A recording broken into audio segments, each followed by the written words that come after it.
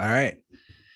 Dirty Sports episode 783. We are live on YouTube in 5, 4, 3. Welcome to the Dirty Sports Podcast. I'm your host, Andy Ruther, coming to you live from Cincinnati, Ohio, with my co-host from Los Angeles, California, Joey No Chill Prano. Hello, Andy. That wasn't a smooth one for me. I'm just gonna say it. I didn't feel you have smooth. a little acid reflux going on there. The second you were done, you're like, but I'm doing. you have a little GERD going. Well, look what I'm drinking. A little kombucha, not kombucha like I used to call it. Kombucha. Yeah. I got this golden pineapple flavor now that they have for GTs. I haven't tried golden pineapple. Oh, it's the best one, I think. Wow. I like pineapple. Which does it belong on pizza? No, I'm kidding. We're not doing food yet. We're not doing food. We'll save Chilligate for the end of the show. Yeah, Chilligate is in full force. Multiple calls from people that have now taken Chilligate to a whole other area I wasn't expecting. It's beyond Chile now. It's turned into a thing involving Italians and Greek people, and a chef has called in. Well, it was already involving Italians and Greek people. Greek people pulled us into some disastrous food mashup. Greek people decided to take Italians' Jay-Z verse and throw it on top of a Linkin Park fucking song. I like that song. It's a good song. It's a good workout song.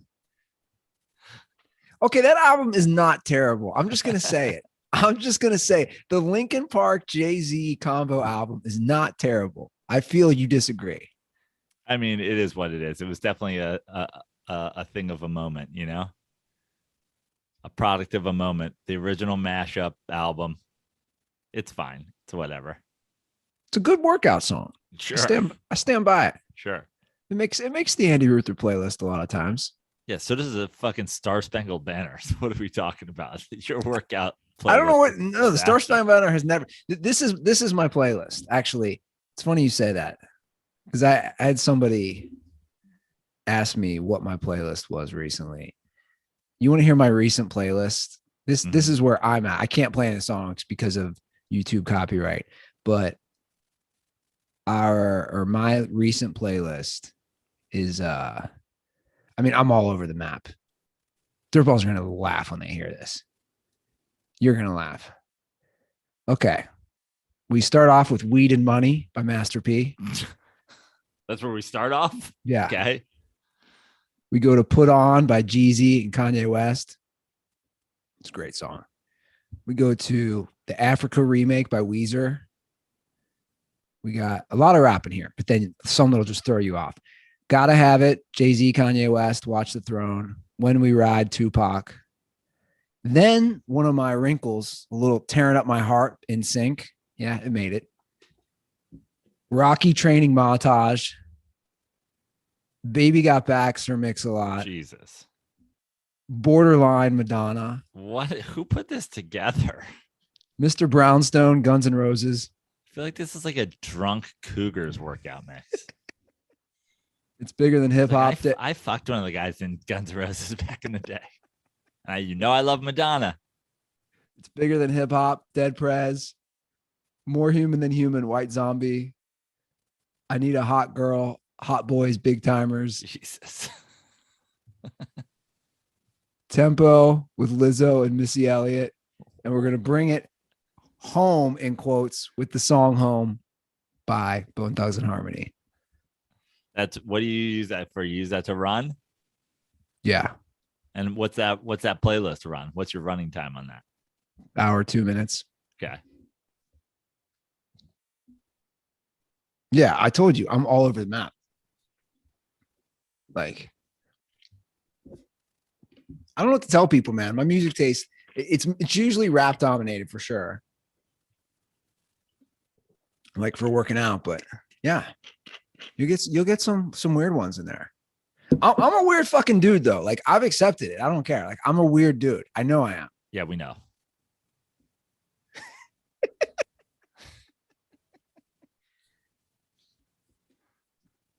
You know, it's classic Andy Ruther playlist. I feel like your playlist is because what year were you born? 83? 81. I'll be 81. 40 on Friday. That's right. 81. Yeah, you're Mikey's age.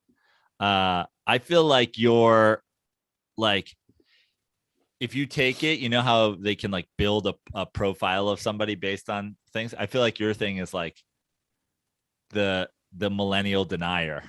Like you just refuse to accept it, but like there's for sure hints of it in there. Like, what do you mean? Like Guns N' Roses and Madonna, that's like, you know, those are definitely to the generation before use music. Sure. You know? But then like a lot of your rap, I mean, you're going. Oh yeah. We're starting with Master P. Yeah. It's like, Dude, it's like the, you know, the millennial cusping, but you're like, no, I'm not. It's like, well, yeah, you are. No, Baby Got Back. I'm 45 years old. What are you talking about? Baby Got Back's a great song, man. It's a great song. It really is. And Nicki Minaj, when she did Anaconda and took the beat, I think that's a great song too. Here's the thing, and I have learned to accept that I like a lot of quote unquote pop or shit music. That people would call it that. Like I've learned to just accept that. Like, I mean, if some of my family saw that an NSYNC song would make a workout mix, I mean, there'd be a canceled Ruther brother chat going on. You're like, I got this plate of Guns N' Roses. I feel like it needs a little NSYNC on top of it. Chilligate style. I can't wait to get to Chilligate. But we do have a lot of good sports stuff going on. Yeah, we do. Obviously, the holidays are tomorrow, but we got tons of sports news. I feel like for a Wednesday, considering we just did a show about 2 days ago, we've had a lot come in. Yeah. You said I want to start with this Ben Simmons thing, which you sent me, which is wild. And I feel like this isn't really making the rounds.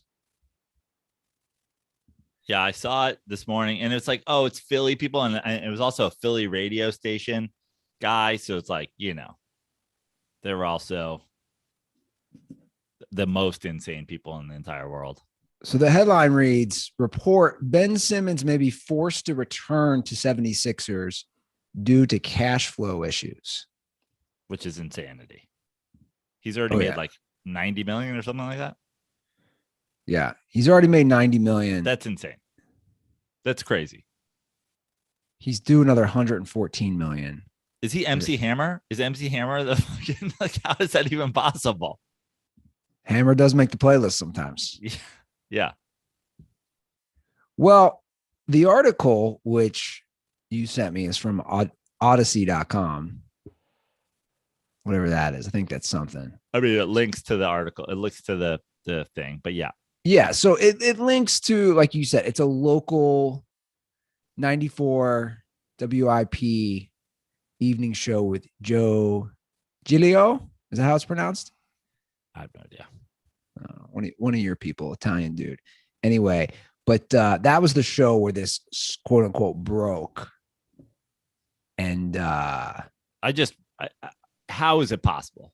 So this is coming honestly, from, if he's out with mental illness and he's somehow spent $90 million, then like, yeah, put him in Arkham, put him in a fucking straitjacket. He's the craziest person on earth. So this is according to somebody named Howard Eskin. Right.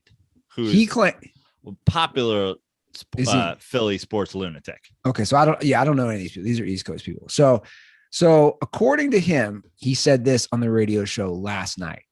I was told by somebody very reliable. This sounds like Jameis 101. I was told by somebody very reliable he may be tapped out, cash flow broke, because he's losing so much money and he spent so much money. He has a $17.5 million home. He has to pay taxes too. So he's got the $17.5 million home. He's got 2 homes in the Philadelphia area. That's weird. Probably worth $8 or $9 million. He buys a new car every month. $400,000 or $500,000. That's what they're claiming he spends on cars a month. He just spends like it's nothing because he thinks it never ends. And the person that told, it's very reliable that he has got serious cash flow issues. That's just crazy to me. He's 25 years old. If true, honestly, I'd trade him for that. If that's where you're at, I don't even want you back.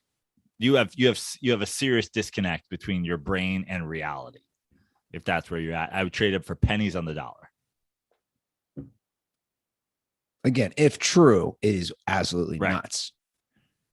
I guess we'll see if he comes back soon.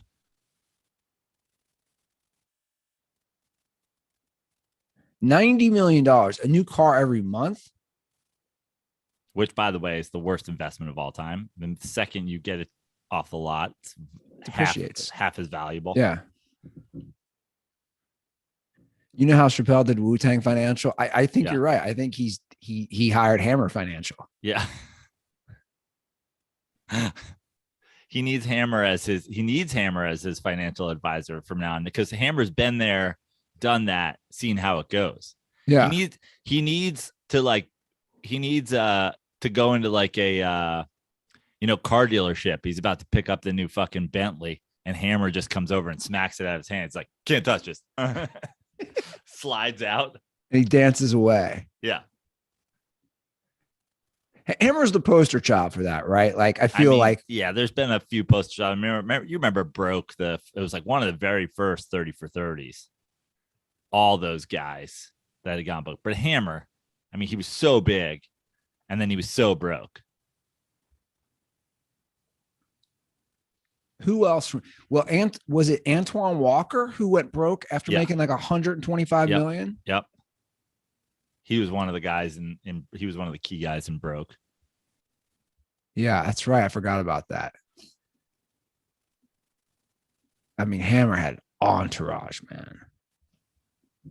I mean, there was the Johnny Depp somehow spent it all on wine. I mean, that dude's made, $90 million. He's made that on 2 fucking Pirates of the Caribbean movies. Yeah. There's rumors he was totally broke. Now he bought an island and shit. You know who else is big time behind is Nicolas Cage. So like Nicolas Cage was buying castles and houses all over the world. So a lot of people don't realize this. Nicolas Cage has so many movies he's done in the last 5 to 10 years. If you put him into IMDb, he's done so many straight to Netflix, straight to Hulu, straight to Amazon, where he just gets that like $1 million, $2 million payday. Yeah. To pay for his castle in like Romania or wherever, or pay it off. There's something to be said that for people though that are just so stupidly reckless that it's almost admirable, because you know what I'm saying? Like, dude, you're Johnny Depp. You went broke because you're spending, I think that article, it was that Rolling Stone article. I think you sent it to me and I read it. I think it was said he was spending like $50,000 a month on wine. Yeah. Like there's something for that you're so stupid. It's almost admirable. Ben Simmons just buying cars though. Like at least wine, you can put it in a wine cellar. Value goes up with wine. Yeah. I don't know how Romanian castles, once owned by Nicolas Cage, fare on the real estate market. He's like, well, for Dracula, that's tell you what, if there's like more than one Dracula out there, it's a low market, but I don't know what the financial situation of vampires. Well, they have like the interest that a vampire can stockpile living for eternity. That's true. Buy this. You should buy it from me. You can live forever. It's a great investment. Think about what this castle will cost 200 years from now. It's a good point. It's a good ROI. I like that we have a new impersonation. Nicolas Cage. Nicolas Cage is here for a second. Yeah. But Nicolas Cage was hot for a minute. He was hot for like 10 years. Like, he was huge for a while. Yeah. And if you really want to get really depressed, just watch Leaving Las Vegas. Wow.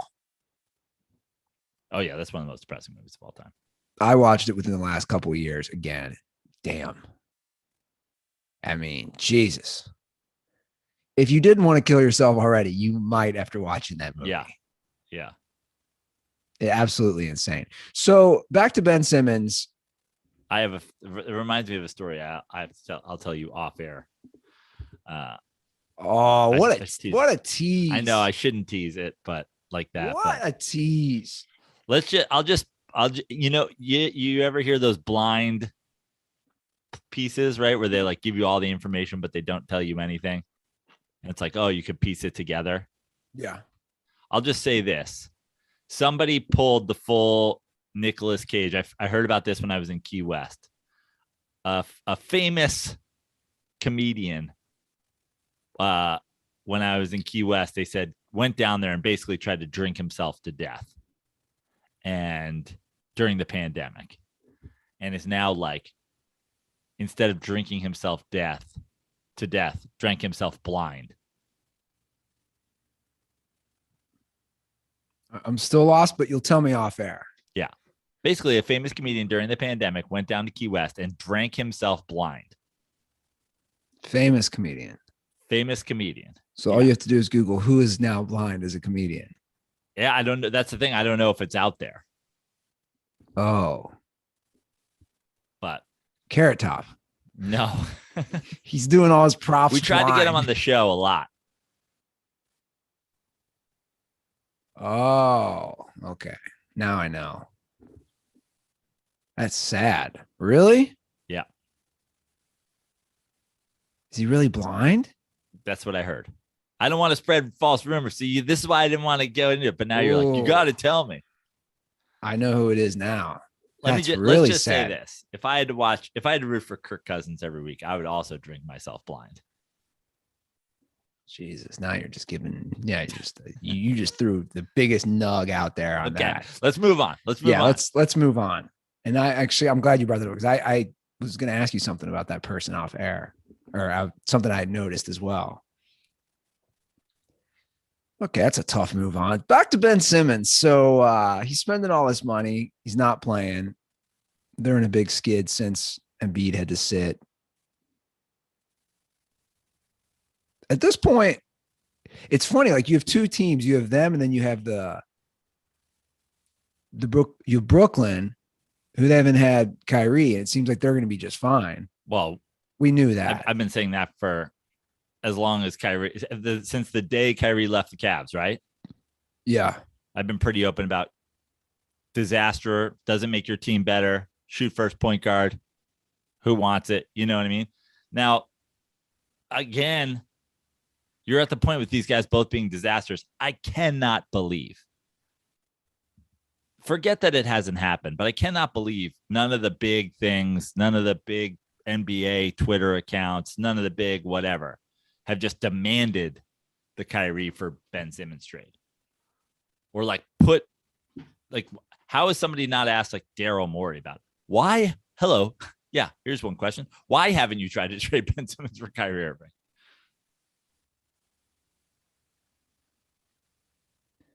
Yeah, I'll be curious. It's kind of fascinating, the Kyrie thing, because it's uncharted territory to a degree. It is. Like a guy's sitting for this reason. It makes you wonder about like, where's the future? Like, I wouldn't be shocked if Kyrie never played again. I'm not saying that's going to happen. I'd be less shocked if Ben Simmons never plays again.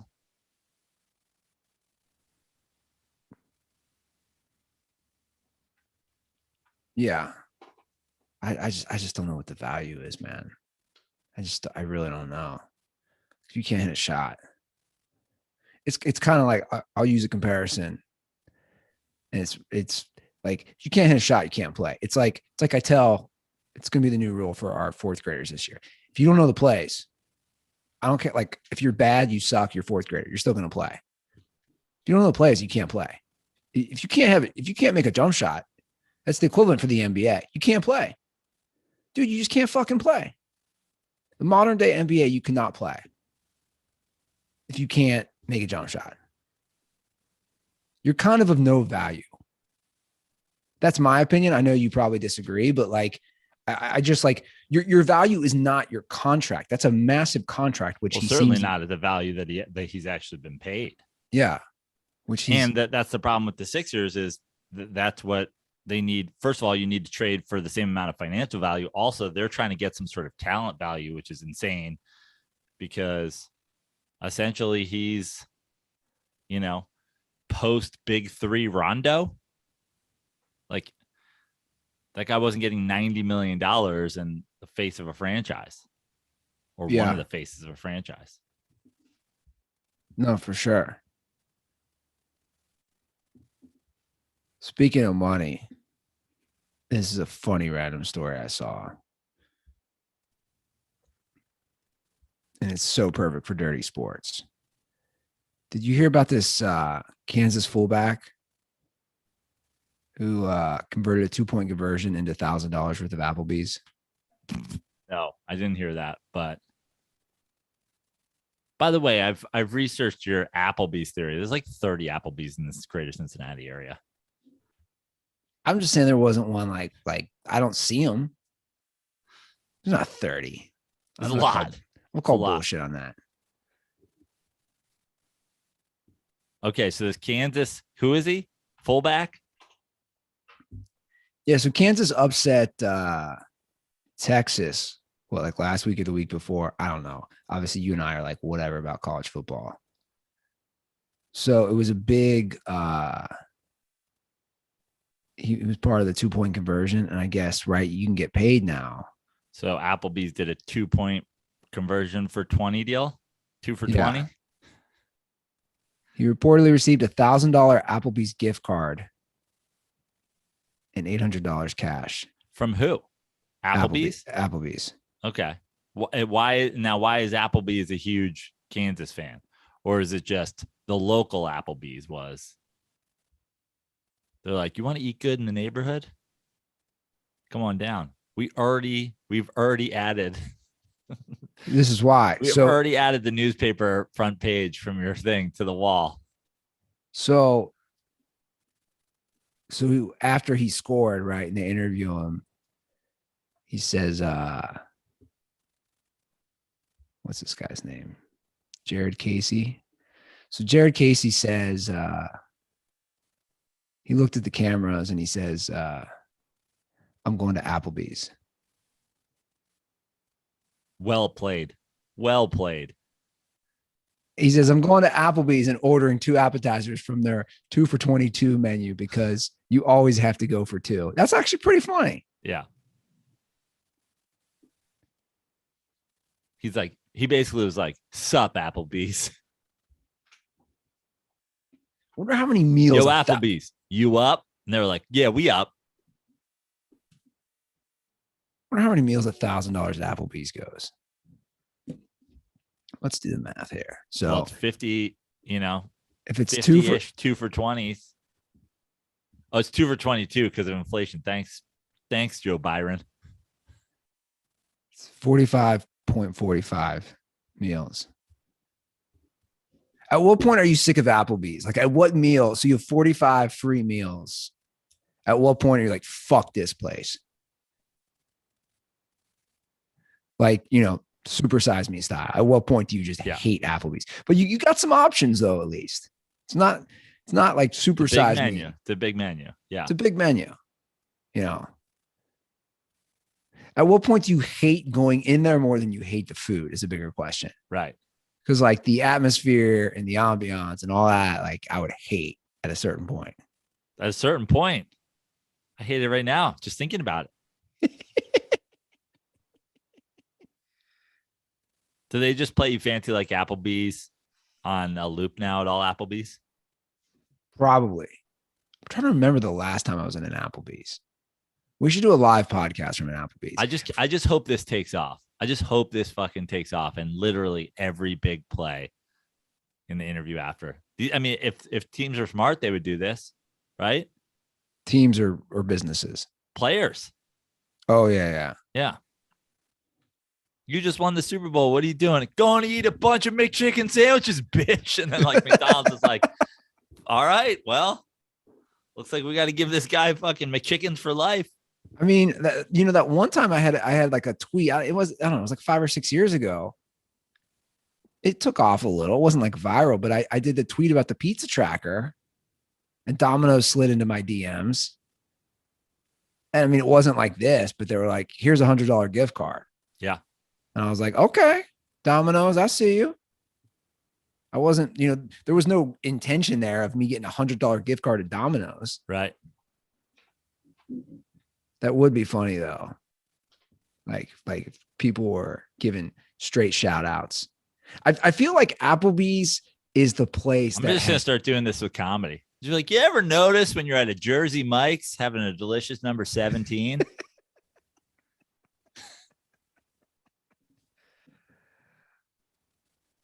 You got to get that video viral somehow. Look at you. You're really plugging Jersey Mike's. I don't have a problem. I think that's from you. Didn't you give me that Jersey Mike's gift card? I think I did. You haven't used it yet? I mean, I think I did. I think it's got like 15 cents on it left, but you go and you get your last 15 cents off it. Yeah. Can I say something? It's kind of a dark joke. It's not even a joke. It's not even a joke. It's like, is this about Walt's love of Jersey Mike's? Yeah. Well, there was nothing more to, one of the most depressing things ever. This is really going to take a turn for the show.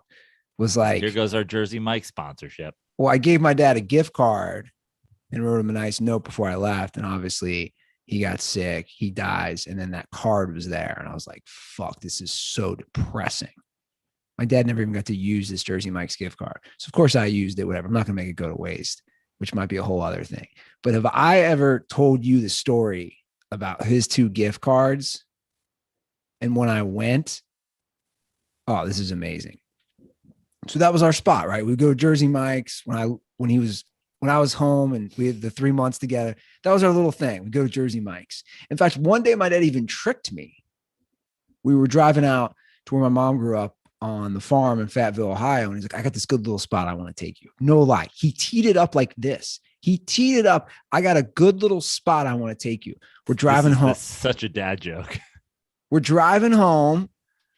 And I'm like, oh, I'm starving. This is good, man. I was like, yeah, we'll get you a good sandwich. Me and you'll get good sandwiches. He pulls in to a Jersey Mike's. Good sandwich. I was like, what? It's like, you said you had a good little spot. And he goes, oh, yeah, I do. It's Jersey Mike's. And he said, the guy I bowl with is the manager here, too. And we pull into this random Jersey Mike's, like 25 minutes away. And we go in there and he's like, yeah, that's Bob or whoever. I bowl with him. He's a damn good bowler too. And I'm like, wait, this is what you've been teeing me up the last 30 minutes for? I got a good spot. But my favorite Jersey Mike's Walt story was last summer. We go. The weird thing about Cincinnati Jersey Mike's is you order the sandwiches and then when you open them up, somebody comes and just dumps French onion soup on it. And it's like, don't be a fucking snob. It's Cincinnati style. Like, I just wanted a sandwich. So one time we went and my dad had 2 free sandwich gift cards, right? So he tells me, hey, grab one. I got 2. So anyway, we grab them. We're getting out of the car. I forget and I leave the one in there. And my dad goes, are you grabbing that other one? Because you can get a free regular sub today. And I could just tell from the look on his face, he didn't want me to use it because they were both his. And I said to him, I said, Dad, do you not want me to use your second free sandwich card? And he looks at me and he said, this is right in the parking lot before we walk in. He says, well, I mean, I was going to use that other one a different time. And I was like, are you serious? He's like, yeah, I mean, and I was looking at him, I said, oh, it's fine, Dad. I can pay the $8.50 for my sandwich. I hate to say it because you said this is dark, but I hate to say it. You never know when you're like thinking about spending money on something and then you don't. And then your friend's always like, yeah, You can't take it with you when you die. It's like Walt saved a fucking Jersey Mike's gift card and then literally had Jersey Mike's gift cards left over when he died. It's like, that is funny. Live like it's your last day should be what Jersey Mike's, Live like it's your last song. Yeah. Jersey Mike should be like, eat like it's your last day on earth. I'm sorry, Andy, but no, don't be. That's actually hilarious. So any other person was like, take the damn gift card in. He had me put it back in his car. He didn't stop me. He didn't say he wanted it that, but you know what I'm saying? Like, he didn't stop me. Yeah. And I went in there and he used his free sandwich gift card. And then I paid for one. I paid for my own. Have you used the gift card that was left over? Yes. Of course. Yeah. It's long gone. I mean, like I said, I mean, Jersey Mike's, it's close to the gym I work out at. And it's like, that's a good post workout meal. I don't know. Somebody clip this and send it to Jersey Mike's. They'll either send us gift cards or send us a cease and desist. They're like, can you please stop talking about Jersey Mike's? Welcome to Jersey Mike's. Would you like to make it a combo? What the fuck? I could die tomorrow. Sure. Let's make it a combo.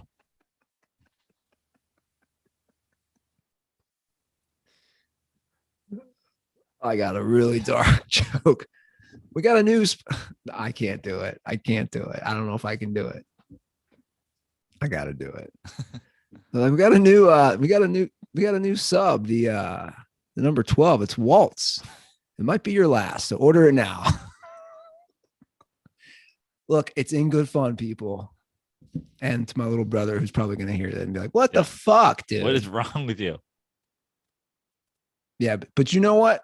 I was actually talking about this last night. You know this better than anyone. If you get the number 12, it's the new Walt sandwich.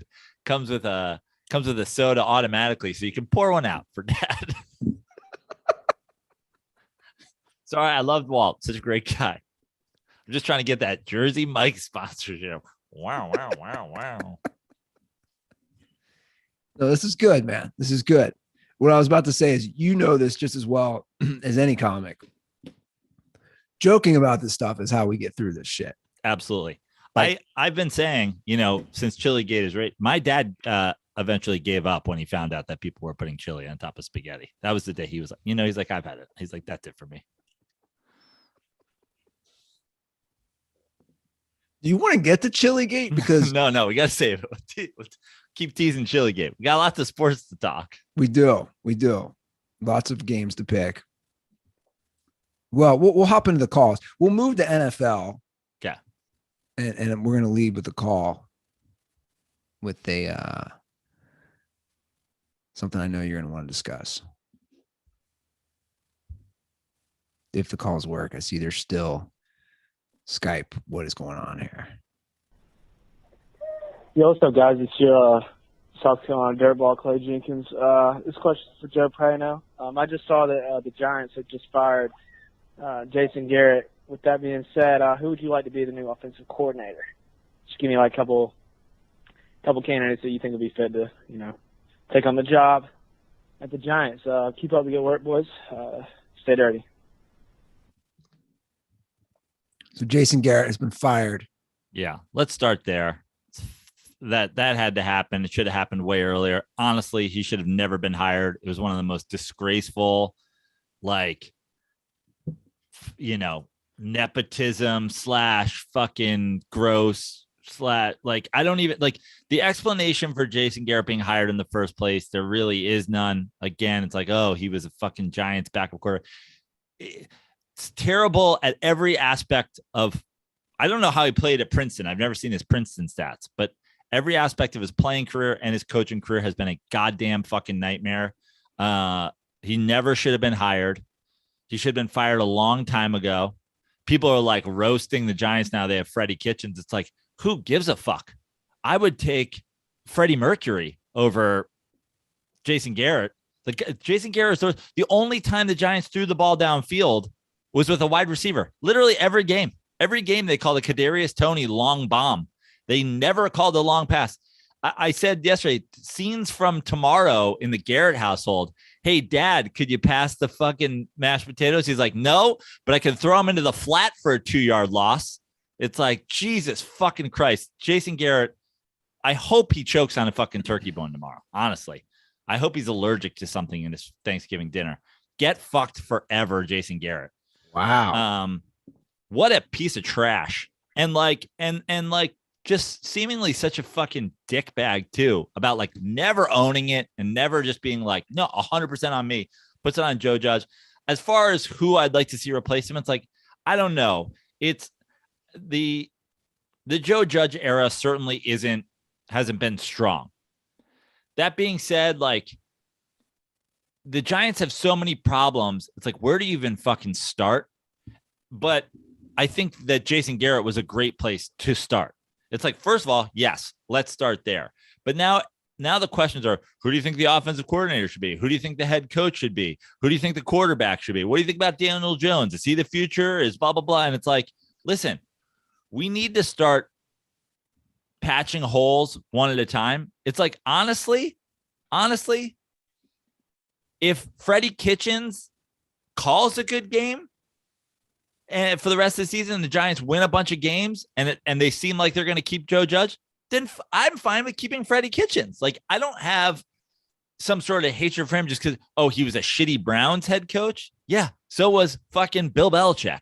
You know what I mean? Like, I'm not judging Freddie Kitchens on his disastrous run in Cleveland in terms of being an offensive coordinator. That being said, I think if it's not him, then we need to, if the Giants don't turn it around in some respect and like look like a competent team down the stretch, like, I don't think anybody thought they were going to win that Bucs game, but they just looked horrible in losing it. I think this weekend's a great, starting spot. Like, beat the Eagles, who everybody thinks are like suddenly a good football team. Like, start there. Like, if you show me some progress, I don't necessarily say Judge has to go and Daniel Jones has to go. So we have to start there. That being said, if they don't, and they do start like a full turnover again, and they go with a new head coach, then I would like to see a modern offensive style coach be the guy who comes in and is the head coach and is calling plays. I don't like, do I love Eric Bieniemy? No, because I think it's like Andy Reid's offense. But my point is like, take a guy like that, maybe make him the head coach and let him call the plays. Because all the Giants have done is spend on offense and draft on offense. The last drafts, you're drafting receivers, you're drafting an offensive tackle, you're drafting a quarterback, you're drafting a running back. You're constantly drafting weapons and signing weapons. And yet you act like it's totally makes sense to just be running fucking 2-yard tight end outs the whole day. And then like destroying Daniel Jones for like not hitting 4th and 2 passes when you roll him out naked and he's supposed to hit, like his one read is a tight end that's running some sort of fucking screen route. So I don't really necessarily have the answer. I know Judge brought in Kitchens and Judge didn't bring in Garrett. And I think that's a huge thing. So if this is Joe Judge's team and they show something, then I'm totally fine with it being Freddie Kitchens. If it's not Joe Judge's team, then I say go get an offensive-minded head coach that's going to bring that a whole fucking system. Because you're not spending on defense. Yeah, I mean, we'll see if it all depends on the coach, right? If they keep Judge around, which is obviously a huge up in the air. The Giants have 3 wins right now. And the Giants, let's just look at the Giants have the Eagles and the Dolphins. To me, they've got to go 2-0 in the next 2 games. That's the starting spot for Joe Judge to remain the coach. Chargers away is a tough game. You know, I mean, it's still probably like a pseudo home game for the Giants. Cowboys, you gotta fucking play well against. Eagles on the road. Okay, maybe you split with the Eagles, and then you got to go Bears, Washington down the like. They have to get to 7 wins, or I say Joe Judge can get fucked. Yeah. And 7 wins doesn't win you shit, and you're not in the mix, and it doesn't matter. But you know what? 7 wins in that division, when you pissed away, I would say at least 3 games, I think at least shows you something. Yeah. But I think you got to win 7 games and your offense has to look competent. They didn't score 30 points with Jason Garrett ever. That's crazy. That's a crazy stat right there. Not once. Jason Garrett is the devil. I mean, he's the worst.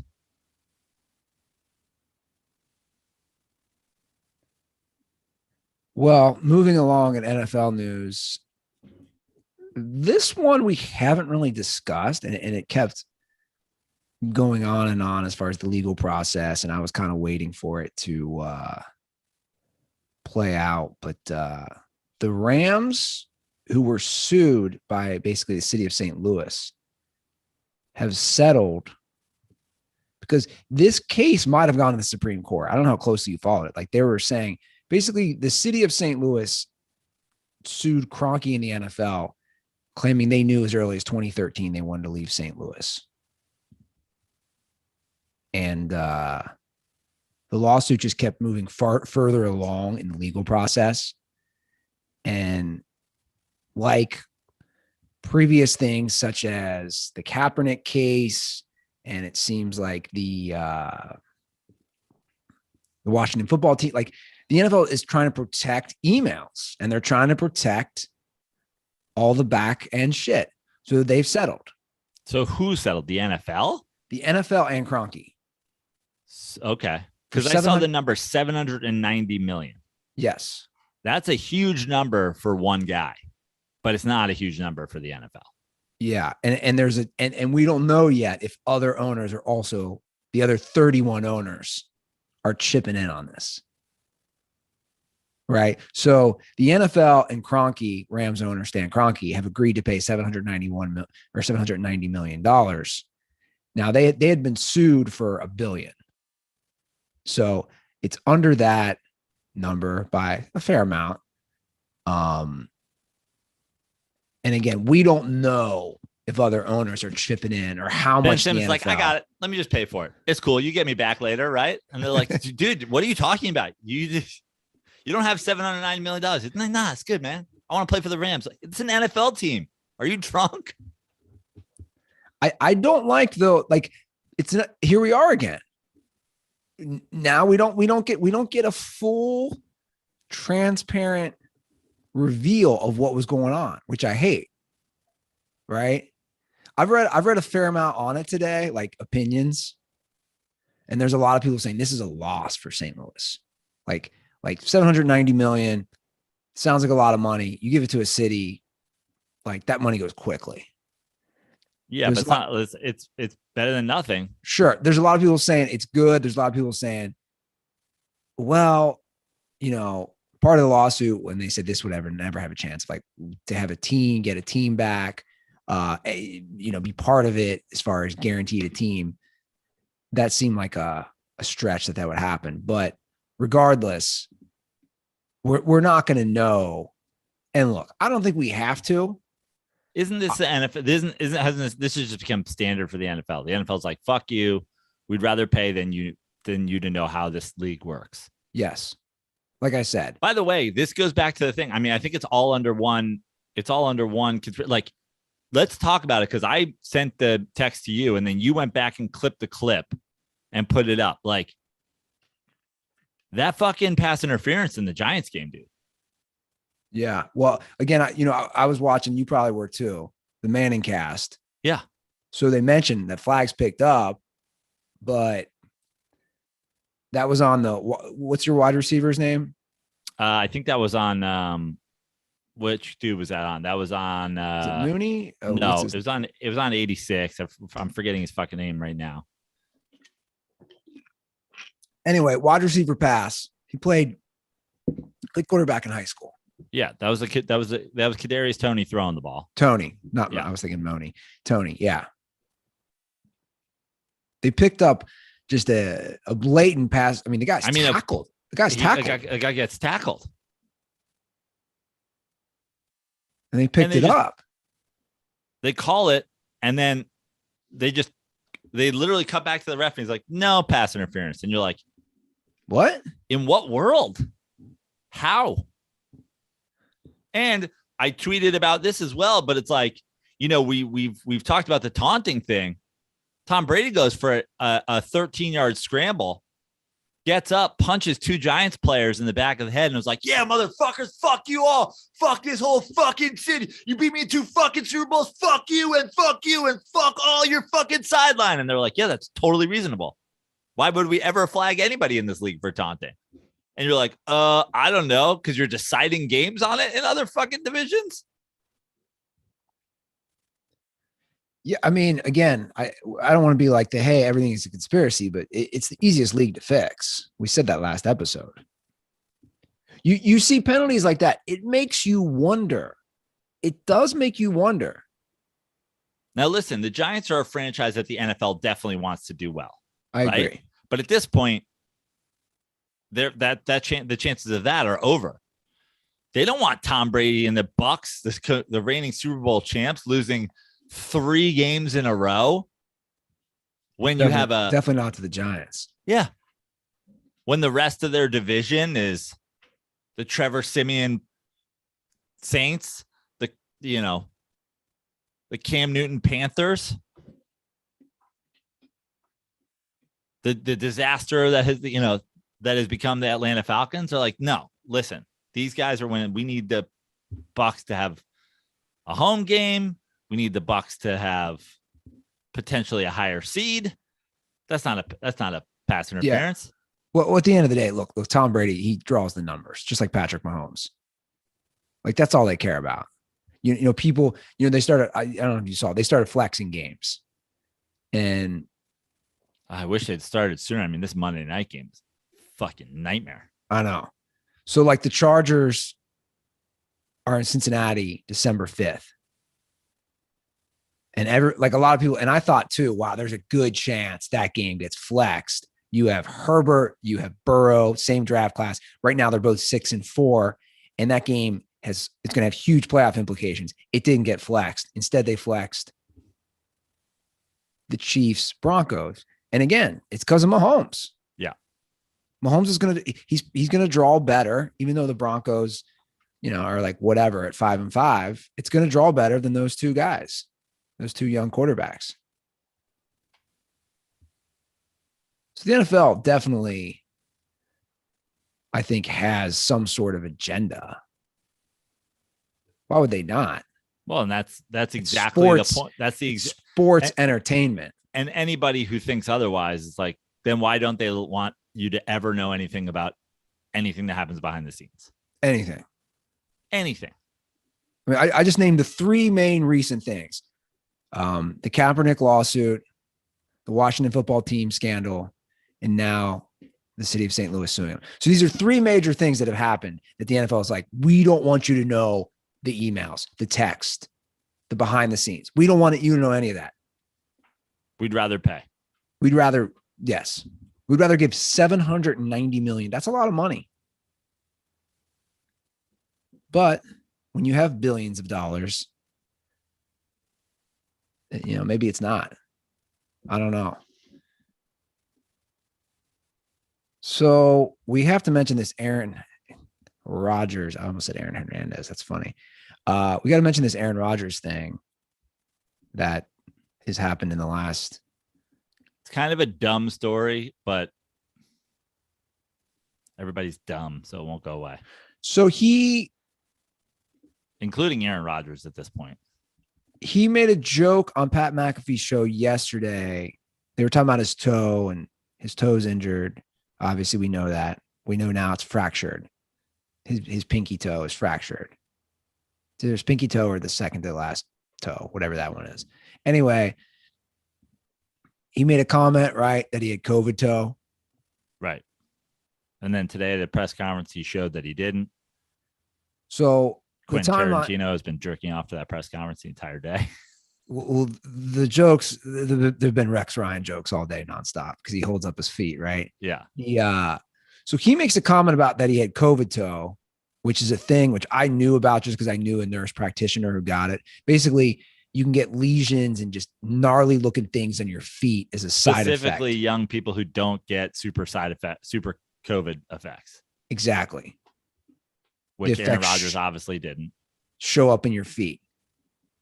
So the Wall Street Journal ran with this side comment and did a whole piece on it today of like, they're bringing in doctors and this is what COVID toe is and blah, blah, blah. So then everybody on social is like just dunking on Rodgers, right? They're like quote tweeting that article and being like, see. And then it's like, that's what Aaron Rodgers wanted, clearly. So then he did a press conference after practice, like they always do. And then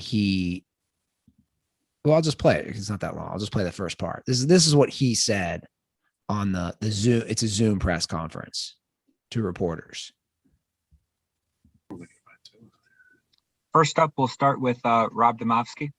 Hey, Aaron, how you doing? Hey, Rob. Fine, thanks. So this is probably more of a failing on my part, but until a couple days ago, I had no idea what COVID toe was. And as much as I enjoy the show with Pat, I have no idea if you guys were joking around about it yesterday. So do you have COVID toe? I'm glad you asked, just so I could show you the lesions on my foot here, Rob. So if I have enough room on this camera, let me see if I can.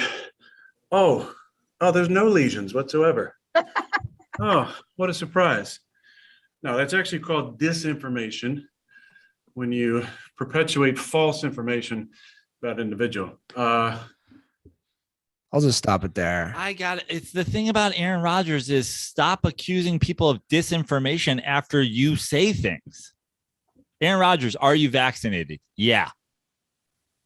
Stop then getting mad at people who thought you were vaccinated. I have COVID toe. Do you have COVID toe? No, that's disinformation. Like, what are you talking? Like, I understand Pat McAfee's show is a comedy show, but it's also at this point the only interviews that Aaron Rodgers does. He does an annual Aaron Andrews interview. He does the forced press conferences that he's required to do. And he talks most openly on Pat McAfee's show. Stop saying things in public interviews and then getting upset when people believe them. Also, stop saying disinformation when it's your information. I'm sick of this. Like, I'm so sick of it. I'm just done with this show. I'm just not doing Dirty Sports anymore. This is so stupid. I'm so sick of talking. I quit this podcast. Andy, I've heard people are talking about that I'm quitting this podcast, and I just like to say, stop being fucking woke disinformation trolls. Like, Andy, I'm here on the podcast. So how did I quit it? How would I have quit this podcast? My feet are on this podcast. You want to see my feet? My feet are on this podcast now. That's my feet clearly on this podcast. So I don't know why people would think that I'm not on this podcast. A lot of people just want to kill and bury Joe Prano. This disinformation that I quit the podcast. I don't know where you would get that. And it's kind of offensive. And I just wish the woke army would fucking relax. Print that, Wall Street Journal. It's literally what he did. I will say, I was surprised at how everything else played out with him. I'm surprised that he's doing this, like he's pushing it. I am surprised again that he would say this again. Then you have a whole written expose basically on it, which he's loving. But like now I'm at the point I'm like, I don't know what to believe. Is he engaged? Or is that disinformation? Like what? Dude, we're just literally telling people what you're saying. I would, it's funny you say that. I would hedge my bet that they don't get married. Yeah. Which They're definitely a bachelorette couple. do you know like her thing too? Like she's very progressive. Yeah. Like, and I'm not saying that he's not on a lot of issues. I don't know his stance on issues, and nor do I really care, to be honest. I care about him playing football, but they're an interesting couple for kind of how he's, You knew about COVID toe, right? I did. I didn't know about COVID toe. The reporter didn't know about COVID toe. Sure. COVID toe is apparently a thing prior to this Wall Street Journal article. 2 weeks ago, you could Google COVID toe, I assume, and find out about it. So when Aaron Rodgers says he has COVID toe, if somebody goes Googles it, they're like, oh, Aaron Rodgers does have toe issues, and now he's saying he has COVID toe. And it does line up. I understand that. I watched the clip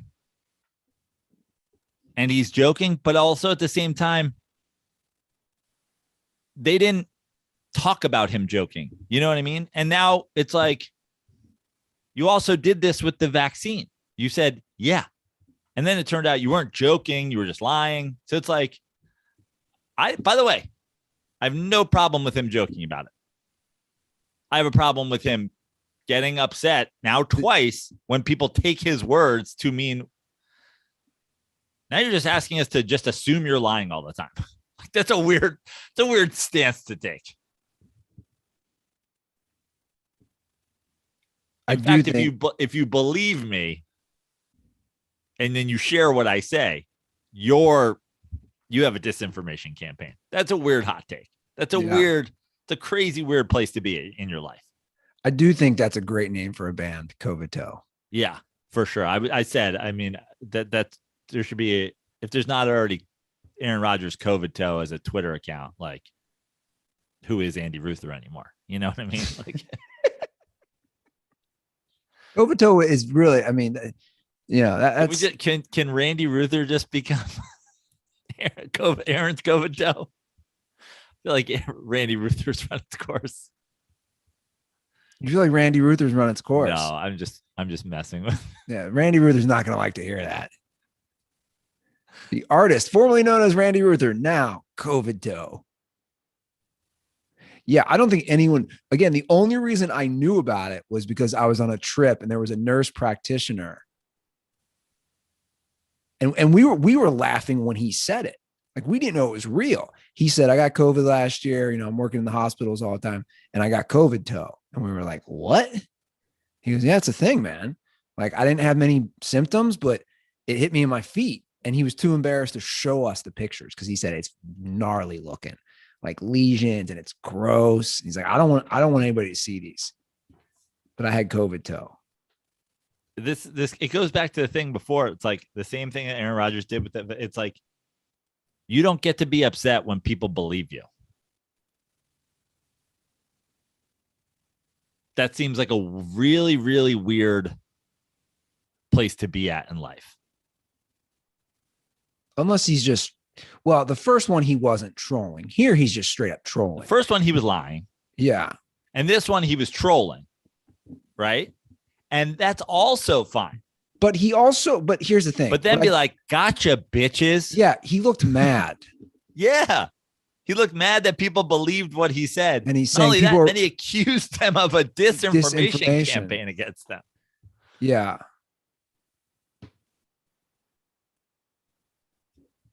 What he should have said is, no, I don't. You guys are kind of dumb for believing me. Clearly, I was joking.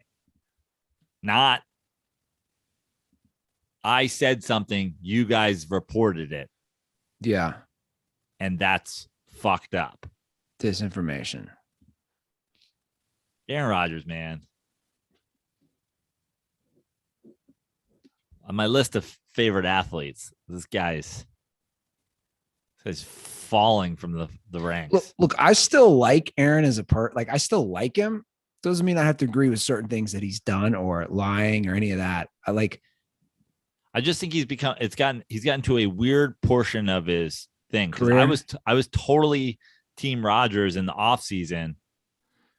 And it seems like Seems like the way he handled that, almost it's like one of those things, like a slippery slope when like you handle it that way and you get away with it. And like certain people praise you for it, you start just going bigger. You know what I mean? Well, to me, none of this matters until he starts playing poorly, you know, like. Well, he lost to the Vikings last week, and apparently the toe was an issue. Well, he hurt that, Totally. I get it. I'm assuming he hurt it, roundhouse kicking somebody while grappling with Joe Rogan. But I saw that coming from a mile away. Perhaps it was stepped on by a mule while he was browsing in the medicine aisle of the livestock store. Look, man, he's still on my list of like people I'd like to get high with. Like if I had a list of like NFL players. Has he thought about putting like a metal, ring on the bottom of his shoe so as to protect it, giving like almost like a horseshoe like protection on the bottom? I thought you were going to go somewhere else with that. Are we going to cover before we get to picks? Are we going to even talk about the Everson Griffin?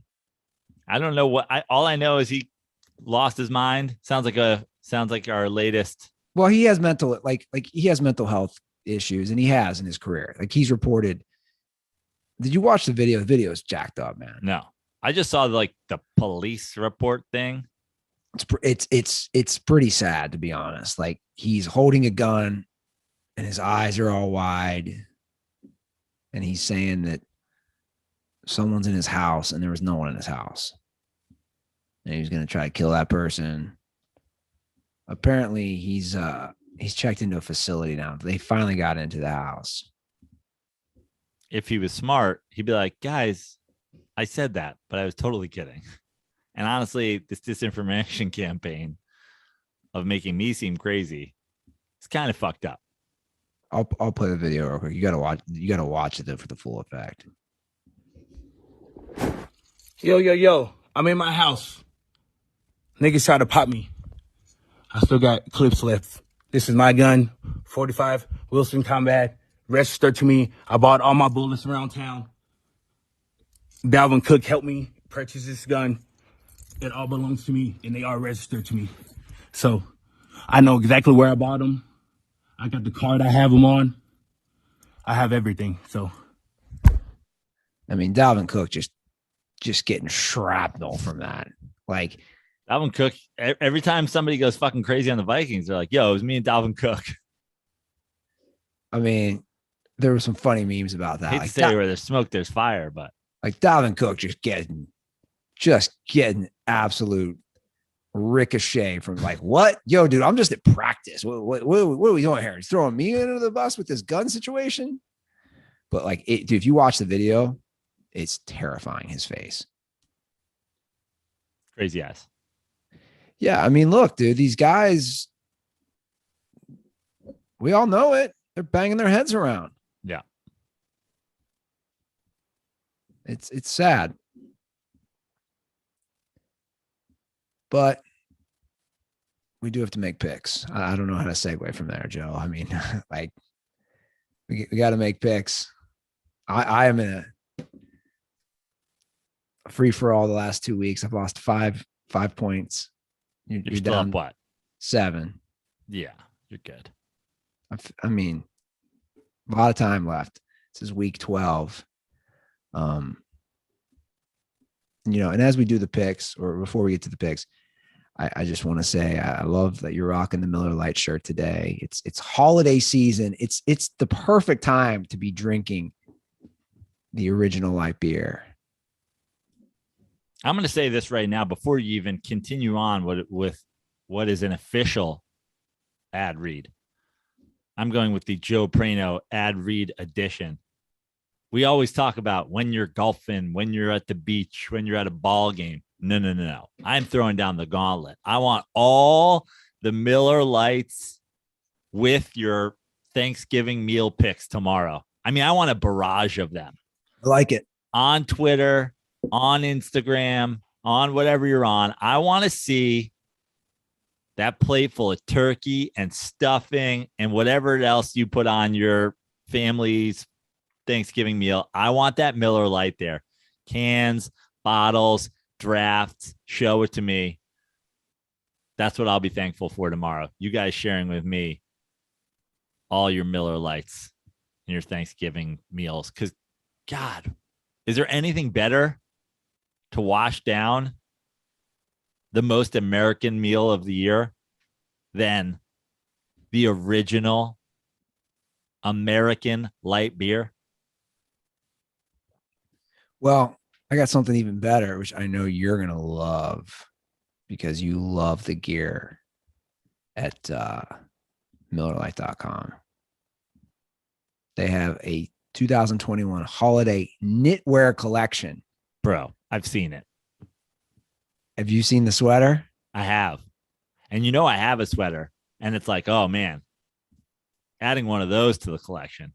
I want to do that people talk about ugly sweater parties. I just want to do an exclusively Miller Lite sweater party this year for Christmas. Yeah. I'll talk to our people. Let's see if we can get some gear.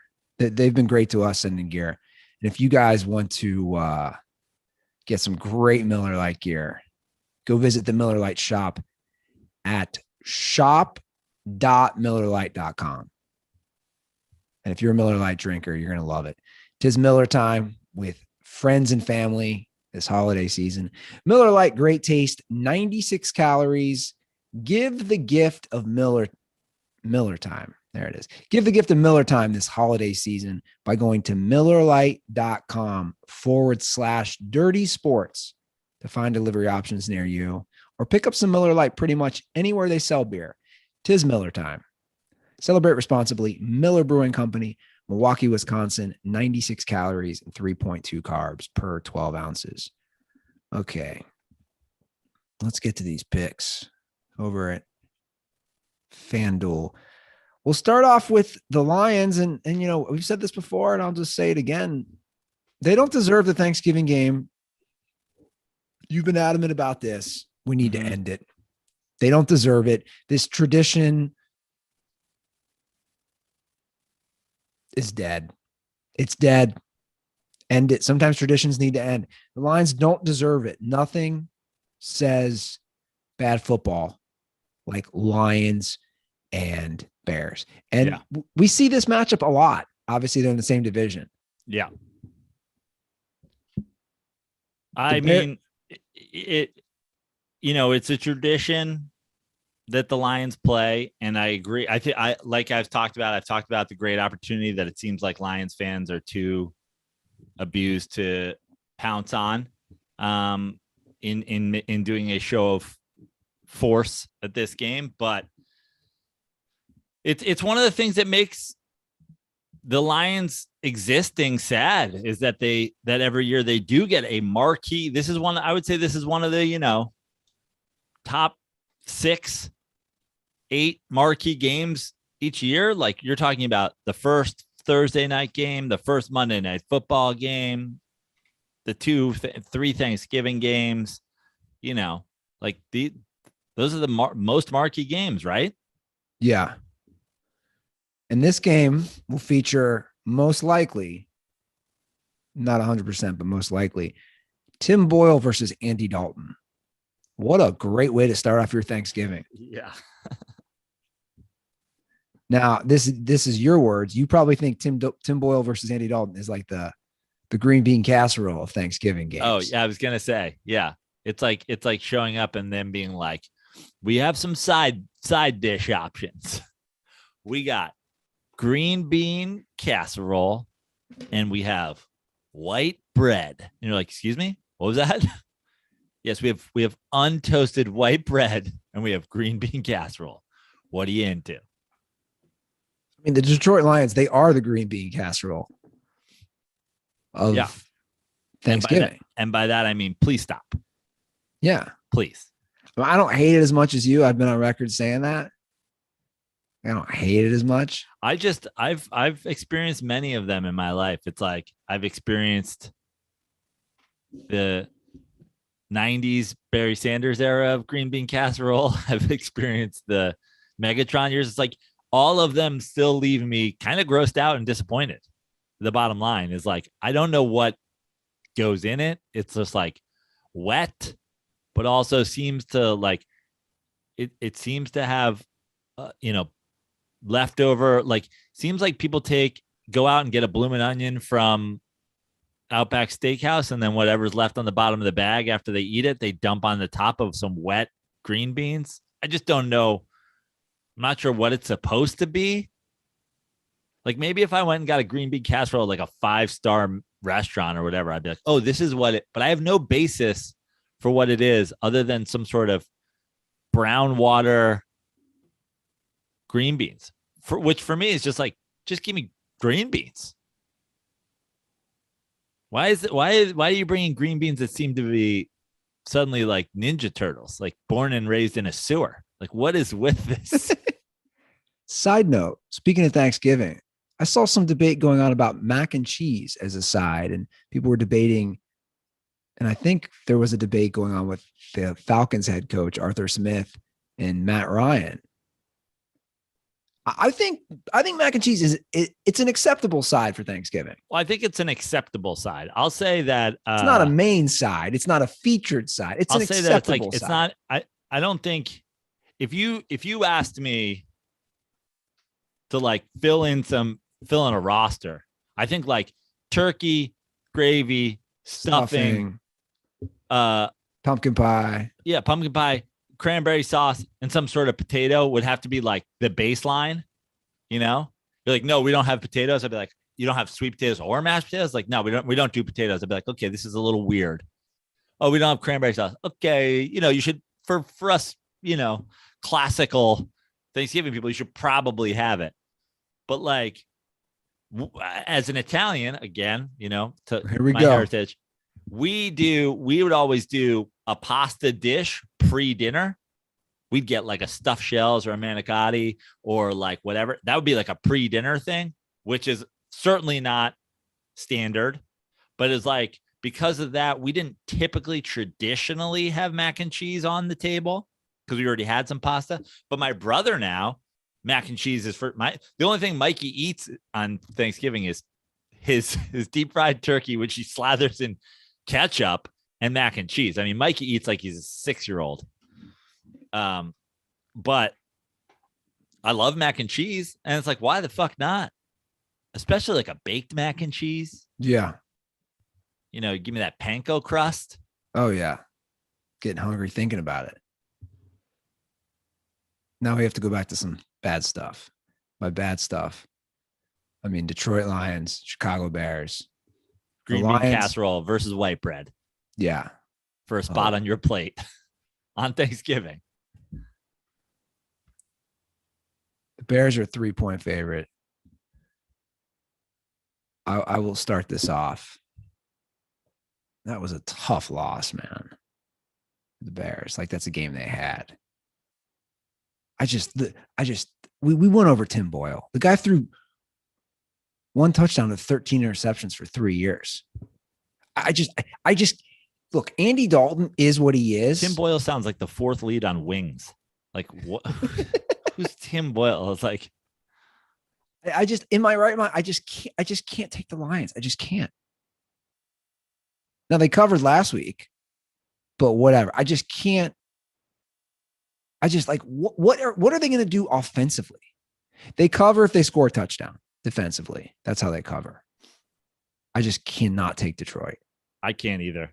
The only thing that makes me want to do it is the earliness and the Thanksgiving day. It's like a 12:30 Eastern, which is like 11:30 Detroit Thanksgiving morning start. The only thing that makes me do it is like those games are always wonky as shit. But yeah, I'm out on Detroit.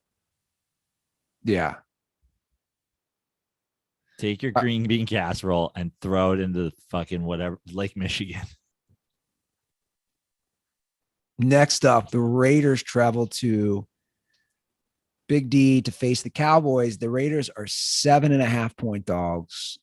They are a sinking. That's a sinking Raider ship right there. but 7.5's big. I'll let you start it off. I'm going with the Raiders. I don't like the Raiders to win this game, but I like a little backdoor car. I think the opposite. You remember last week, and I talked about this. Everybody thought that's the Chiefs Cowboys big, and I said under. I'm going the opposite this week. Raiders are a debacle. I think you're going to see a lot of throwing the ball, probably a lot of Derek Carr turnovers. You know, they got a couple ball hawks, a couple big playmakers on defense for Dallas, but I like a backdoor car. I'm going with the Raiders to backdoor cover. It's a big spread. That half is really big for this. And I'm torn. There's a big part of me that says the Raiders are just a debacle and they're going to get destroyed. CeeDee Lamb, I think he's playing. You know, he had a concussion last week. I don't know the status of some of the guys in the Cowboys. But the other part of me agrees with what you're saying is that, like, dude, 7.5 is so big. It's a Cowboys team. You don't know who is going to show up. I think the Raiders cover. I'm really leaning towards the Raiders covering, but I'm going to take a chance. I am going to take a chance for the sake of the show and for the sake of just having fun and taking a chance. I'm going to go against what I think is going to happen. Go Cowboys. I can't believe I'm doing this. Do I want to do this? I'm talking out loud right now. Do I really want to do this? That half point is so huge. Do I really want to do this? I think this might be a reckless decision. Am I going to regret this come week 18? All right, my chips are in on the Cowboys. As Regis Philbin would say, is that your final answer? Yeah, I'll stick with the Cowboys. We can lock it in, Andy Ruther. Can we lock it in? I'll stick with the Cowboys. Cowboys to cover 7.5. Okay, right. Lock it in. I also, and not to sway you after the fact, but I think Mike McCarthy's better when he has 40 days to prepare as opposed to 4. True. All right, your last game, which I believe will be on NBC, the Bills, who are also in a tailspin right now, they travel to New Orleans. Two teams that are just losing games left and right. They're 6-point favorites.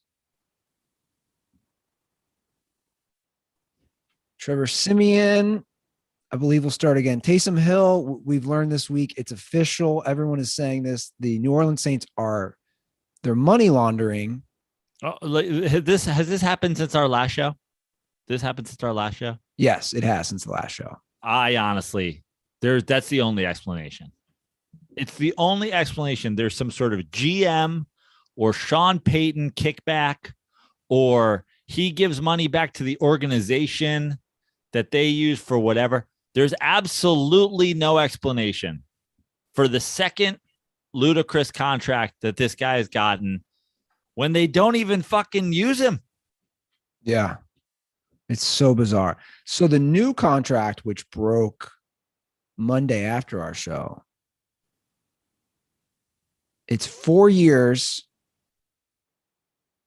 between $40 million and $95 million, depending on the position he plays, and he gets $22.5 million guaranteed. It's insane. There's never been anything like this. So it's the only explanation. He gets $40 million base salary if he plays the role, I guess, the position that he's currently playing. And up to, this is crazy, up to an additional $55 million if he does become the Saints starting QB for the next 4 seasons. And nothing is indicating that he would. He lost the starting job to Jameis Winston, who comes back next year. Then you have, does he? Or are you sure he's under contract? Well, sorry, he's injured this year, so it's not Trevor Siemian's job. What I meant is that Jameis Winston will be healthy again next year. Yes, I guess that was a 1-year deal or whatever. So who knows if they're bringing him back? But you can't. How can you think that this guy is going to potentially be your starter when, if you don't think you're re-signing Jameis, like who wouldn't beat him out for the job if Jameis did? Yeah, and Trevor Siemian. And they can say he's hurt, but I just. And if he's hurt, then why are you paying him all this money? He's just not worth it. He's just not. It's either some sort of money laundering or shady logistical way to save money, or Taysom Hill has some crazy dirt on Sean Payton. It's the only explanation. If your favorite football team was like, hey, we're paying this special teamer $15 million, you'd be like, what? Why would you do that? What in the fuck are you talking about? Yeah, it doesn't make sense. None of it adds up. A fun player. I know he has value. Yeah, I'm for not sure. saying don't keep him around. Yeah, for sure. But who else is paying him that money if you guys don't? There's just absolutely no way somebody was like, we need to get our hands on a little Taysom Hill for $20 million a year. Yeah, no, I mean, it's not that much, but still, I know your point. Right, but I'm saying it's 10 right now base. Yeah. So was somebody swooping in and being like, forget the incentives, we'll give you 15 a year to come play what, like H-back? I just don't get it. So I guess I'm up. The Bills are 6-point favorites. I just can't take the way they've been playing. I just can't take the Bills. That's a lot of points. I mean, look, the Saints are at home. It's not like they're in these games. I'm taking the Saints to cover. I'm taking the Bills to cover. I think the Saints haven't shown me anything either.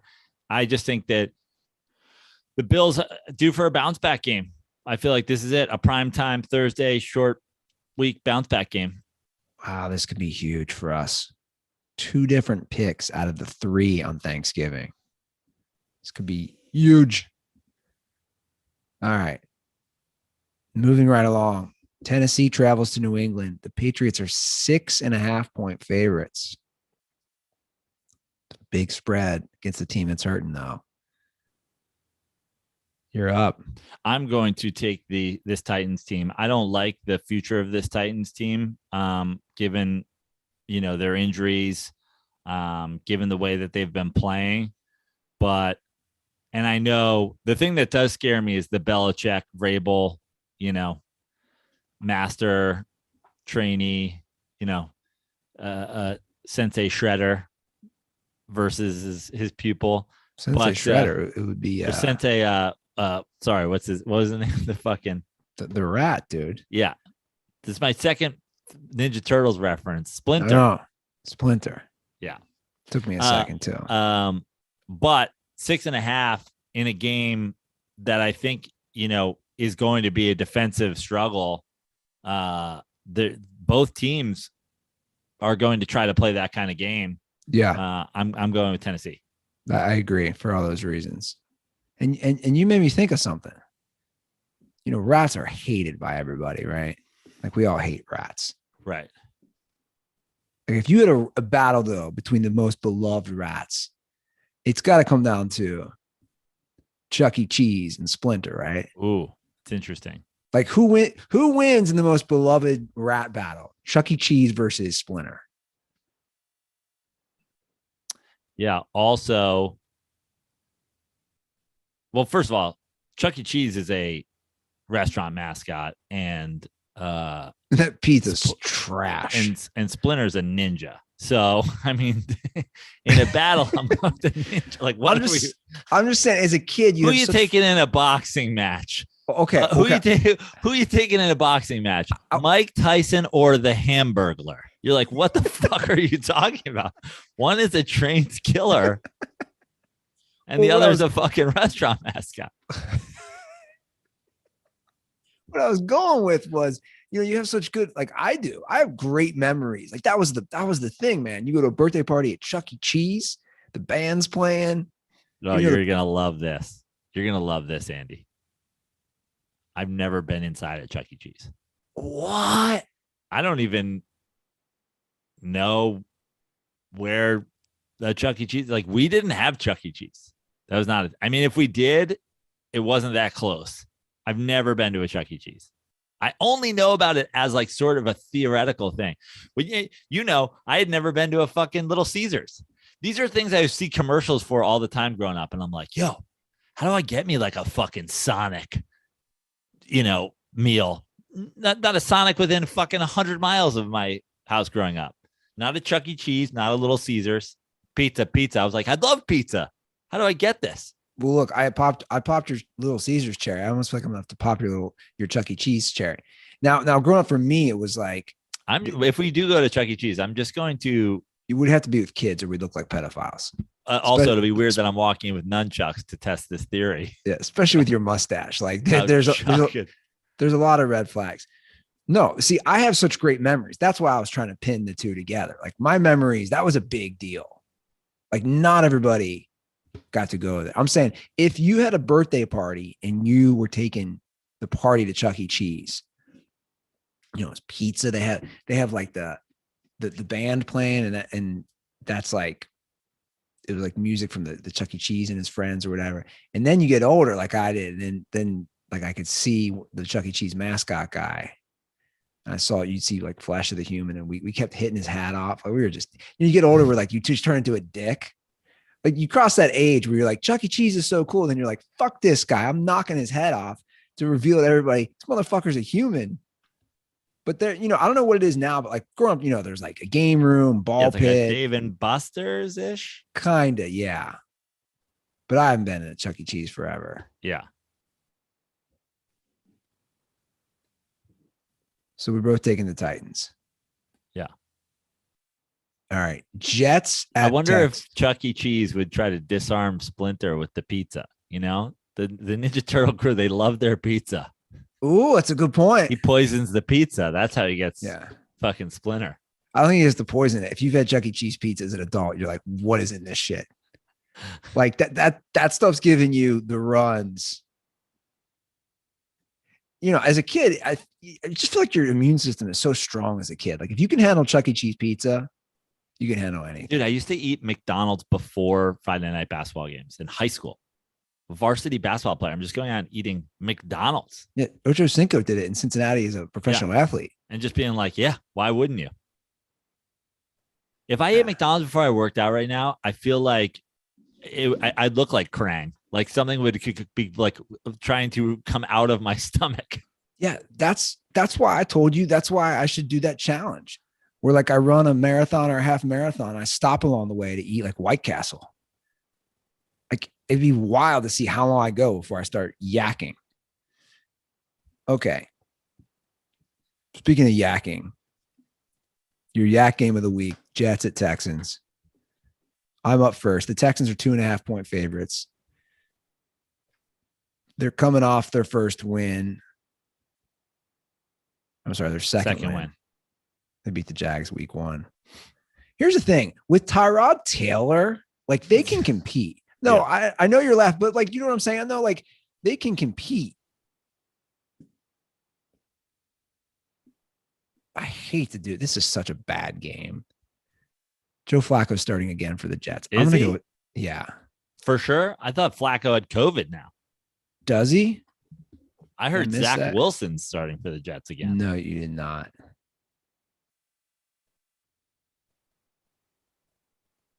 Oh, because Flacco's unvaccinated. So Joe Flacco and Mike White are on the COVID-19 list? I believe you're right. So. Zach Wilson starting. So we have Zach Wilson versus Wasn't Tyrod. Zach Wilson like famously unvaccinated? I don't know if he's unvaccinated. All right. So Zach Wilson versus Tyrod Taylor. Oh, what a bad game.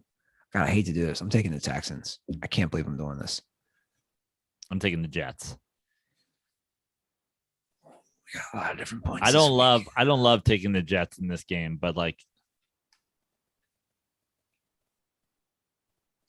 am. I'm taking it. Okay. It's in Texas? Yes, in Texas. I really hate that, but I'm doing it. I'm taking the Jets. Yeah. All right. I think we're going to agree on this next one. Eagles at your Giants. You're up. Eagles are 3.5 point favorites. Ding dong, the witch is dead. Jason Garrett and his soulless ginger fucking waste of space is off our thing. I honestly, I can't think of somebody that the Giants would have at offensive coordinator this week that would make me feel less confident than I felt with Jason Garrett. Honestly, I can't. Not Ben McAdoo, not Pat Shermer, not fucking Trevor, our intern. Like I don't. There's Who? not our former intern Trevor. Who? Not he who shall not be named. Not fucking. There's not a single person on earth. I am taking the Giants to win the game with a no Jason Garrett bump. Freddie Kitchens for life, dog. I just don't think. Here's my thing. I really just I think that there has been this shift in love for the Eagles from like a couple of games, and that's fine. Like you are your record, whatever. But I think that the public shift to this Eagles team is like decent, is ludicrous. I'm taking the Giants to win the game. I'll take the Giants to cover. I don't know about win the game.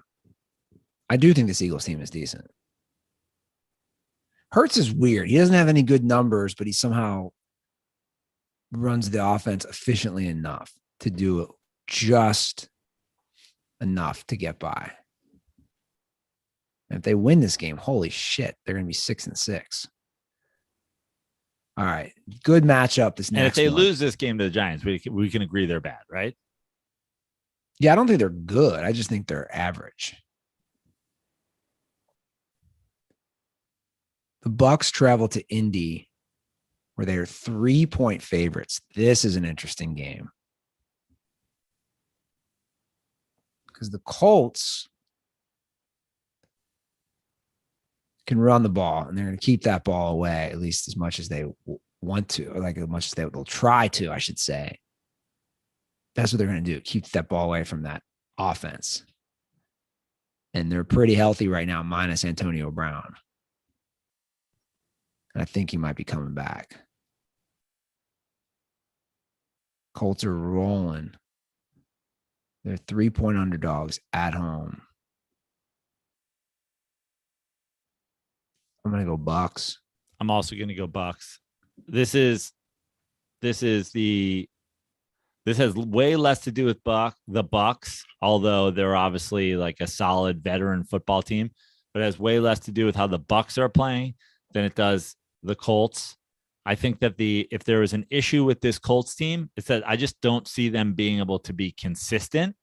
They're rolling, so when they fall off here, it's like when they just have then they totally shit their pants in this game and be like, well, this is the problem with the Colts. And that's what I'm riding here. So I'm going with the Bucks as well to win and cover on the road. All right. Atlanta travels to Jacksonville, where they are 2.5-point favorites. I have to go fucking first. You got to go first with these these Falcons. It's the Jags, man. I fucking didn't I say I was not doing the Falcons anymore? But you said it last week. You said, and I said, you'll come back. You will. And here we are. But how do what do I do? I pick the Jags. You got to believe the Jags can win this game. Do I believe the Jags can win this game? I don't believe the Jags can win any fucking football game. I believe the Jags can win this game. So you're taking the Jags. Fine. I'll take the Falcons then. I didn't say that. You asked if I believe they could win. I believe the Jags could win this game. I do. It's in Jacksonville? Yeah. Yeah. I'm going to take the Falcons. I can't believe it. I can't believe I'm back.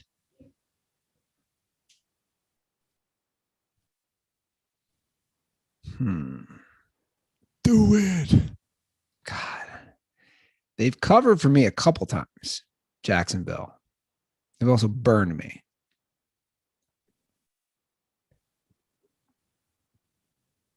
I just don't think they can do it. I've watched them offensively. I just can't. You just said you did think they could do it. I think they could win. I just think they're trash. I got to go. God, I hate doing it too. I got to go Atlanta. All these games suck. Here's another game that sucks. It really is a shit week. Yeah, we're both going to take Atlanta. This is a bad week. Panthers at Dolphins. Panthers are 2-point favorites. I think 2 is trash. I'd almost say I'd rather have Jacoby Brissett starting. I've been saying, I you know me, I'm by no means a Jacoby Brissett fan because he's not going to make the awful. 2 is good, like he did last week against the Jets. He's good for just one interception where you say, "What are you doing? What are you doing, man?" I've never understood Tua, not for 1 second ever. Didn't understand the draft pick. Don't understand them playing him. Don't understand the people that insist that he's good. Don't understand them not giving up on him. Don't understand them not mortgaging everything to get Deshaun Watson.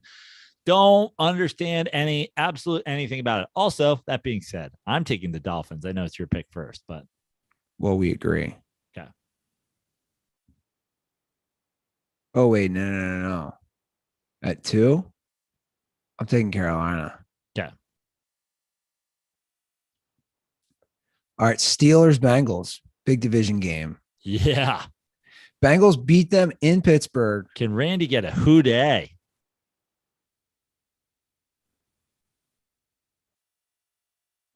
I'm looking at the injury report. Boy, Pittsburgh is so banged up, man. You saw that. They went. Chargers dominated that game. I don't care what the score says. They dominated statistically. They dominated them. But they still kept it close. It's 4.5, man. Now, here's a little info you wouldn't know unless I told you. It's not like insider info, but they've been advertising to sell these tickets as of recently. Yes, like when I'm watching sports, and to me that's a sign. The Bengals are struggling so hard to get butts in seats. Those are all going to be taken, and they've had a problem with Pittsburgh fans stealing because they have a great fan base. Dude, if they were advertising as of yesterday when I'm watching like ESPN or whatever. Right. I think that's a sign. They've been doing it for weeks during Bengals games. Oh, tickets available for Steelers. Like, how are there tickets available for your division rival? 4.5 is too big for me. I don't know if it's my turn. I think it's my turn, but I agree. 4.5. I think this is a field goal game. It's just too big. And I don't think either of us would be shocked if the Bengals lost this game. No. All right. On to the Bengals need to win this game, by the way. They have to win. They'd be in a great position. If this puts them to 7-4. If Bengals lose this game, I'm blocking Randy Ruther. Whoa. If Bengals lose this game, like, he should deactivate his account. I mean, they'd be 6-5. They'd still be right in the hunt. They win, they're in a great position at 7. Yeah, they have to win. And by the way, I'll be rooting for Cincinnati. Like, it'll be fun. But I think 4 now. I think it's a field goal game. I think somebody kicks a field goal at the end to win this football game. Yeah. All right. 4:00 Eastern games. Chargers at Broncos. I believe you're up first. Chargers are. I think I was first on the last one. Okay, I'll go first then. The Chargers are 2.5-point favorites. I think they know they have to win this game, and I think they do, and I think they cover. It's in Denver. Yeah, I'm with you. I just think, Chargers been so disappointing that I feel but they played better on the road. Yeah. I'll take the Chargers as well. All right. San Francisco at home against the Vikings. This game has huge playoff implications. San Francisco's 3-point favorites, Joe. You're up. I think this could be right around the number, but I'm going to go San Francisco. Feeling themselves the last couple of weeks, looking way better offensively. Huge letdown game for the Vikings after a, huge division win against COVID toe and the Packers. I'm going with San Francisco to win and cover. I don't believe in the Vikings. You can't make me believe in the Vikings. Well, I'm pulling up. Shout out to Our analytics dirtball. There's Tyler one thing that Hawkins. the Niners do. It's they rush the passer. If there's one thing that Kirk Cousins hates, it's people trying to tackle him in football games. Tyler Hawkins has listed this as the most important game of the week as far as like future implications. He has it as a 99 out of 100. And I mean, you can't disagree. Huge. And I agree with what you said. I'm going to have to take San Francisco. All right. Great game. Next up, Rams at the Packers. I love this game. This is, I mean, far and away the game I'm most excited for this week. I don't know who I'm rooting for. I don't know what I want. It's your COVID toad game of the week. So many storylines here.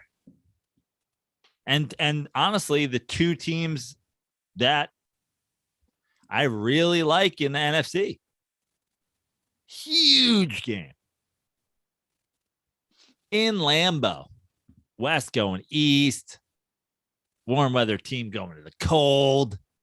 Rams are 1-point favorite. Rams are 1-point favorite? Yeah. Wow. I'm up first. I'm going Packers. I think the Packers win this game. Come on, take your boy OBJ. You know you want to. This is going to be his breakout game. Oh, I wasn't even thinking about Odell at all, but sure. Prod me into it. I'll take the Rams.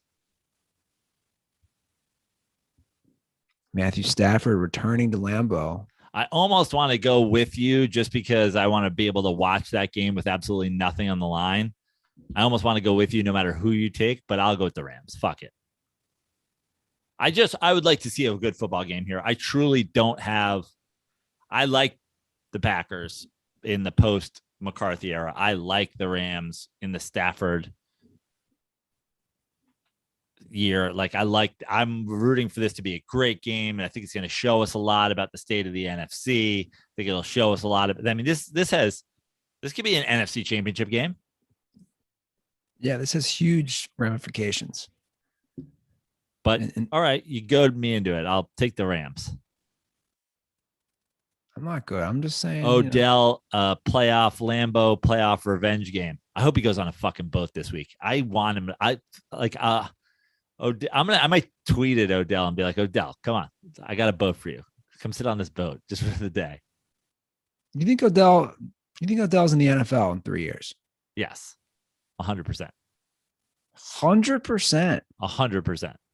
I would put it at 50-50. Josh Johnson's in the NFL. Nathan Peterman's in the NFL. Those are different positions. I think these guys phase out quickly, man. Josh Gordon's in the NFL. Yeah, I don't understand that. I mean, what are we doing? Talent. Here? That's what.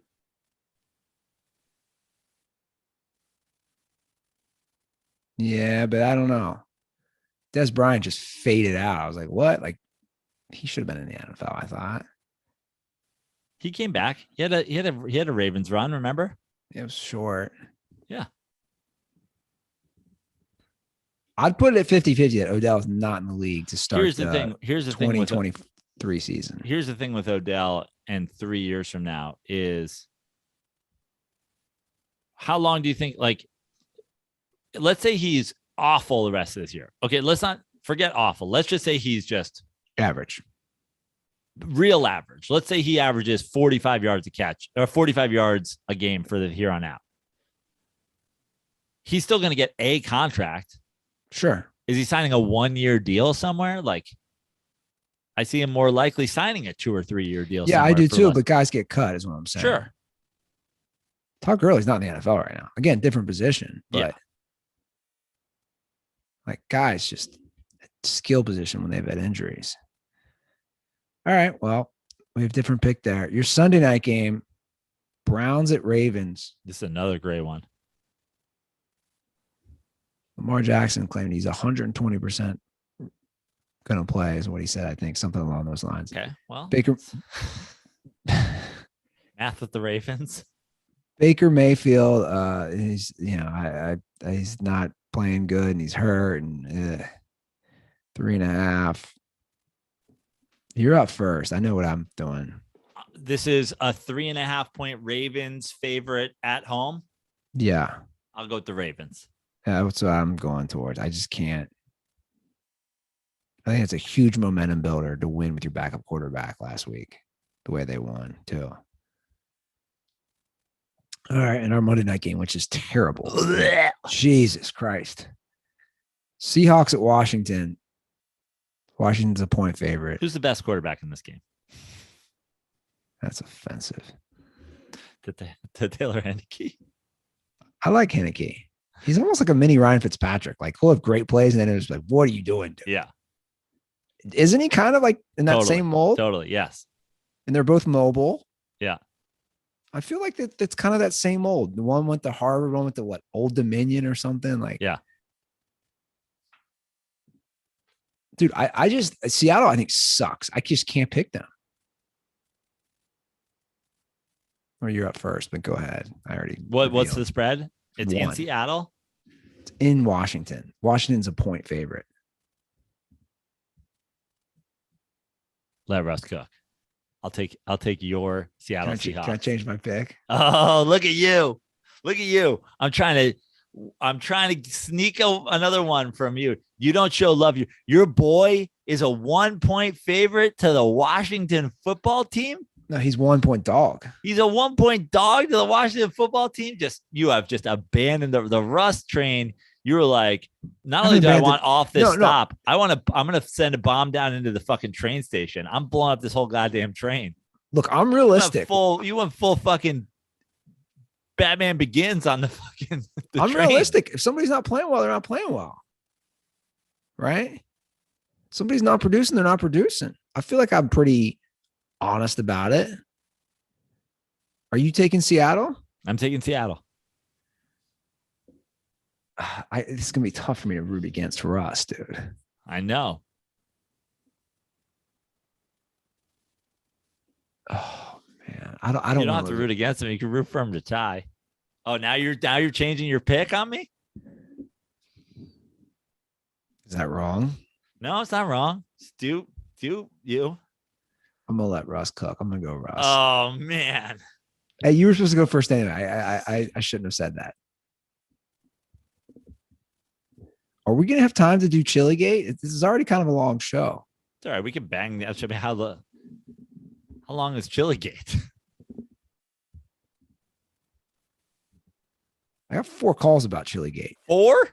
Bro, Chilligate is a hot item in the dirty sports world. Let's bang it out. It's a pre-Thanksgiving show. I want in exchange for the long episode, I want everybody tagging Miller Lite in their Thanksgiving and Joe Prano in their Thanksgiving tweets. I want people to follow up this long episode by also checking out the Joe Prano podcast episode I put out the other day. I want you guys all to follow me on all the social media in exchange for this long episode. Be thankful for all the things we give you, Dirtballs, including this Chilligate long extended episode. All those plugs. Also, the hotline 310-359-8365. Okay. Chilligate has moved on to, well, we'll do it. Let's go. We'll start off with the chef's response. Ooh.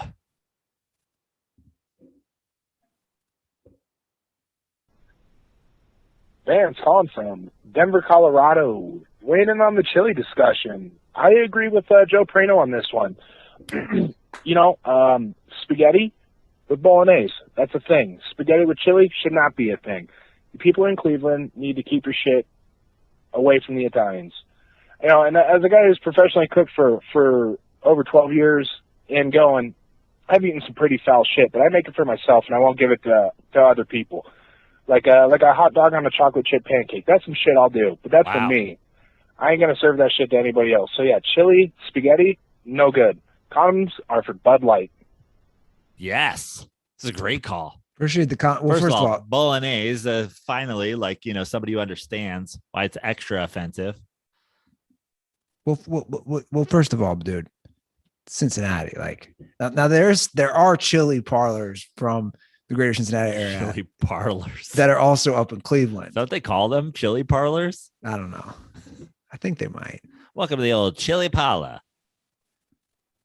It's a chili parlor because it's got a spinning candy cane chili can. What I find interesting though is like everyone gets like worked up. Like, well, he made a great point with this. Like, first of all, hot dog on a chocolate chip thing. It's like interesting. And hot dog on a chocolate chip pancake. Yeah, hot dog on a chocolate chip pancake. Interesting. Now, if you did some novelty restaurant where you served hot dogs on pancakes, I'd be in. But stop acting like it's a normal. Don't act like it's a normal thing. But I would argue that we should all have respect for. No. My counter argument is the market has decided, right? If Skyline Chili and Gold Star Chili have a combined 200 franchises, that's a lot of franchises. I mean, Waffle House exists doesn't mean it's not disgusting.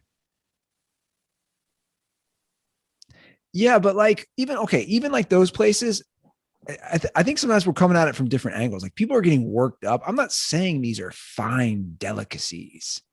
It's just the fucking late night food. Like I said, it's a spot. All right, let's continue with the Chili Gate calls. What else we got here?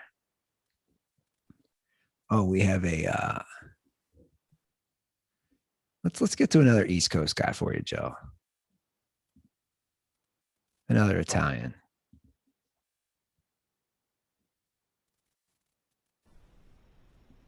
Hey boys, Eric from Colorado.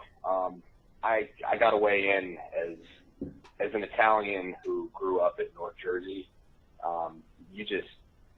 I don't know what you can compare to Italian food there. I've never had Skyline Chili, but like I can't imagine that like it's better than 1% of Italian restaurants back there. I got to defend this stuff.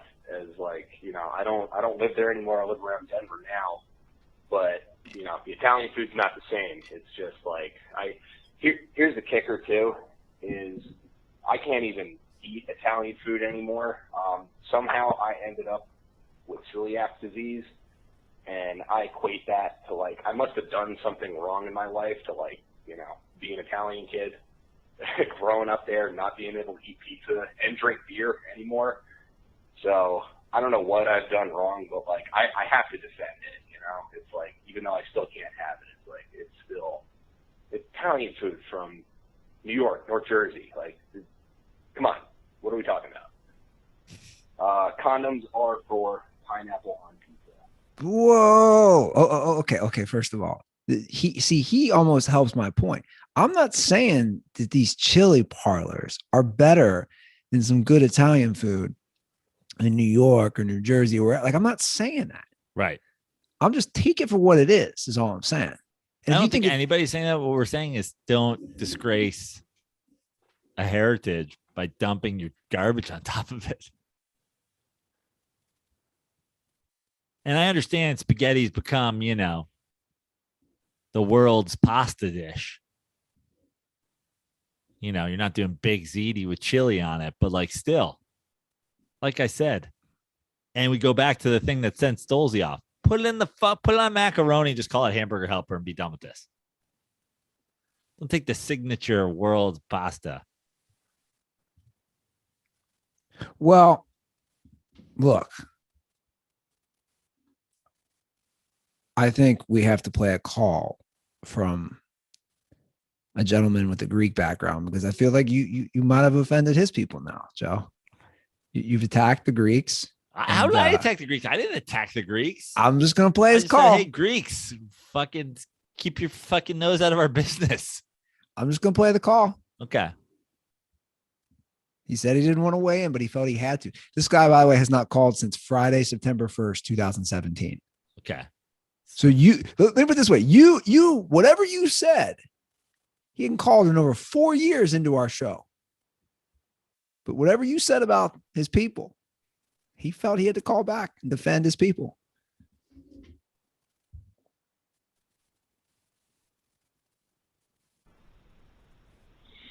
I tried to stay out of this as long as I could, but Prano said some shit on the last podcast, and now I have to clear things up. I am Greek. We have a dish called makaronia me kima, which is pasta with meat on top. It's like a meat sauce. Oh, what's going on here? I'm sure that they have a bolognese in Italian. There's no. Hold on. Let me just pause it for a second. God is stopping this call. This is, again, we're having issues with Skype God, lately. that was you. You're a fucking narcotics agent. Okay. Let's see if this works. No disrespect that needs to be had here, but I don't know why this guy left Greece, came to Ohio, and started putting chili on top of it. I've never had it. I don't. It doesn't appeal to me. But no need to throw shade at the Greek people. What the fuck's going on? Oh, man. Stop cutting out. This is such a tease. All right. Let's try it again.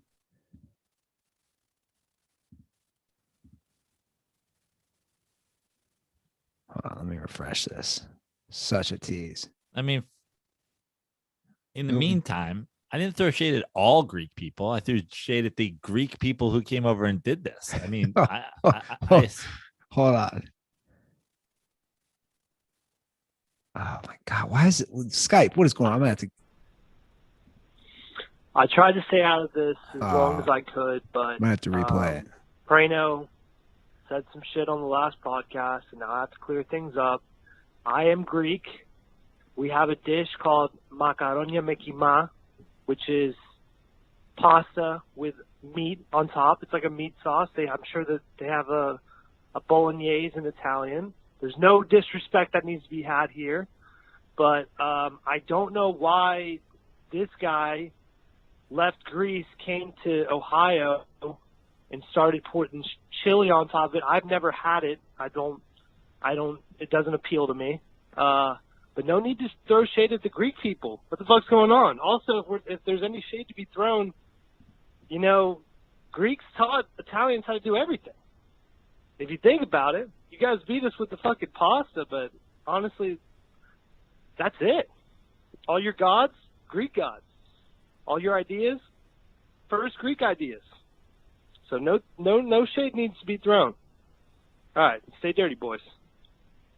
All right, so now we have an Italian-Greek war that we've created. This is the thing. My point was that there's definitely a bridge of culture over there, and I don't like. Where is the example of fucking Anthony Bragioli coming over here and opening a fucking restaurant where he makes gyros and he fucking puts cheeseburgers on top of them. I'm just saying, I have no problem with the Greek people. I have a problem with this Greek asshole that came over here and decided to be like, hey, you know what I'm going to do? I'm going to move to America where there are no cats and I can disgrace Italian food. And you're like, fuck you. I'm not talking about the Greeks in general. I'm talking about this Greek asshole. Okay. So here's and I said, how would he feel? Okay. Well, a little further deep dive. We mentioned him last episode. This guy's getting so much love. Still alive, by the way. Nicholas Lambornidis. Okay. He or no, is this his father? Yeah, sorry. This is his father. So Nicholas Lambornidis, he immigrated to Cincinnati from Castoria, Greece in 1912. I mean, right there. Immediate. What 1912? You're coming to the United States in 1912 and you're going to Cincinnati? You just bypass the whole East Coast. You're like, no, I heard it's lit in Cincinnati. Cincinnati was lit back then. So yeah, Cincinnati was lit. It was probably the Wild West back then. They were like, you know what they're doing in Cincinnati? They're taking all kinds of foods and just slamming them together in a fucking room. Like, according to Wikipedia, this is maybe he tried to go to fucking Ellis Island and he was like, hey, I got an idea. I was thinking about taking Italian spaghetti and dumping chili on it. They're like, go to fucking Cincinnati. You get the fuck out of here. How dare you try to come here and say that? Reroute Omaha. You're going to Cincy. Apparently, this is a favorite family recipe. Again, according to Wikipedia. So this was a family recipe that he brought. Yeah, that's why he was thrown out of Greece. He was like, it's our family recipe. Like, how dare you? Get the fuck out. They're like, don't let the Italians find out about this. We're sending you to America. Okay, so they opened their first location in 1949. They named it Skyline Chili because it had a panoramic view of downtown Cincinnati. The real estate on the original store. Of the Skyline. They opened the second restaurant by 53. I mean, this thing grew. It took off. So the first one is 49. And business accelerated. And they said, yeah, by the end of the century, there's 110 in Ohio, Kentucky, Indiana, and Florida. You know what I'd love to try? Because I'm not like anti this entirely, but I'd love to try somebody that like does a gourmet version of this and see how much I still hate it. But then it's just like, again, we go back to like, so now you're just making bolognese, but you're like deconstructing it and putting and shredding Wisconsin cheddar onto it, putting uncooked onions. What the fuck is happening here?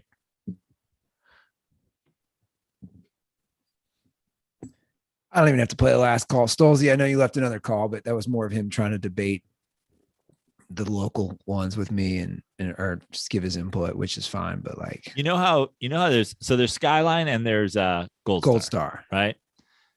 Is there a thing like this? Like, is there a, like, you know, in Philly, it's like Pat's Regino's. Like, I'm a Jim's guy. Everybody talks about fucking Tony Luke's. Everybody talks about whatever. Is there a place where you were like, if you were like a local and somebody came to town, it's like, hey, I want to try this Cincinnati chili. It's like, oh, don't fuck with that. Go to this place. Well, Stolzy had mentioned it. So there's another popular one on the west side of town called Price Hill Chili in an area called Price Hill. That's like a local spot, just one spot. I love that the area is called Price Hill. Price Hill sounds like a fucking Costco. Oh yeah, we get it. We get cans of it at Price Hill. There's Empress Chili, which is Newport, Kentucky, or I'm sorry, which is like Northern Kentucky. That might be another spot.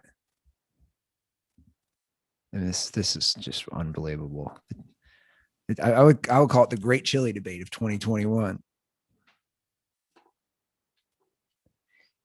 Well, guys, I appreciate all the input. 310-359-8365. I don't know if we've solved anything. Look, eat what you want. That's my take. I don't really care ultimately. It is funny because like the Reds have, I think, Skyline. The Bengals have Gold Star. Like each has their, when Xavier plays UC, it's the Cincinnati Xavier crosstown shootout, which by the way, they came for. They got it. They couldn't do shootout anymore. Really? Yeah. It's crosstown showdown now. Wow. I'll tell you one thing. Whichever game, whether it's baseball, football, basketball, probably not basketball because they don't wear helmets, but whichever one Mike Majid goes to, he's going to be eating that chili out of a helmet. That's for sure. We know that. You reminded me, I have a saved tweet I'm going to do. Featuring. So look on your Twitter, and I'll fire that off tonight, Majid. Somebody sent me something on Instagram, which I'm going to put on Twitter. There was a guy who used to eat nachos and was a baseball player. And somebody asked if he was related to Majid. All right, that's the show. I have nothing else to add. I feel like we did our plugs, right? Yeah, we did our plugs. I got a show this Sunday at Westside Comedy Theater. I always love doing any partying, drinking, performing. Thanksgiving weekend is one of my favorite weekends of the year. So if you're in the local LA dirtball, come out and be on that show Sunday night at the Westside Comedy Theater. Otherwise, like I said, follow me on all the social media. Listen to Joe Prano podcast. I just put out a great episode about an awesome book I read. So check that out. And send pictures, like Joe said, of Miller Lite and your family, and Miller Lite watching the game, maybe with a side of chili next to it. Yeah, and of course the chili challenge. See if you can survive Thanksgiving if you dump a can of chili on your father's turkey. Yeah, I want to know how that plays out. See how that goes. All right, guys. In fact, I challenged Stolzy to do it since he's like, "What are you fucking complaining about? Come on, Stolzy. Just dump a can of chili in the middle of your Thanksgiving dinner. See how people appreciate it.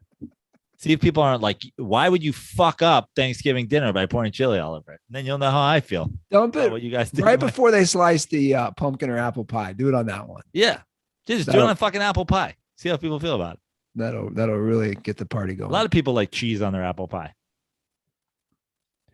Well, guys, everybody enjoy the holiday for real.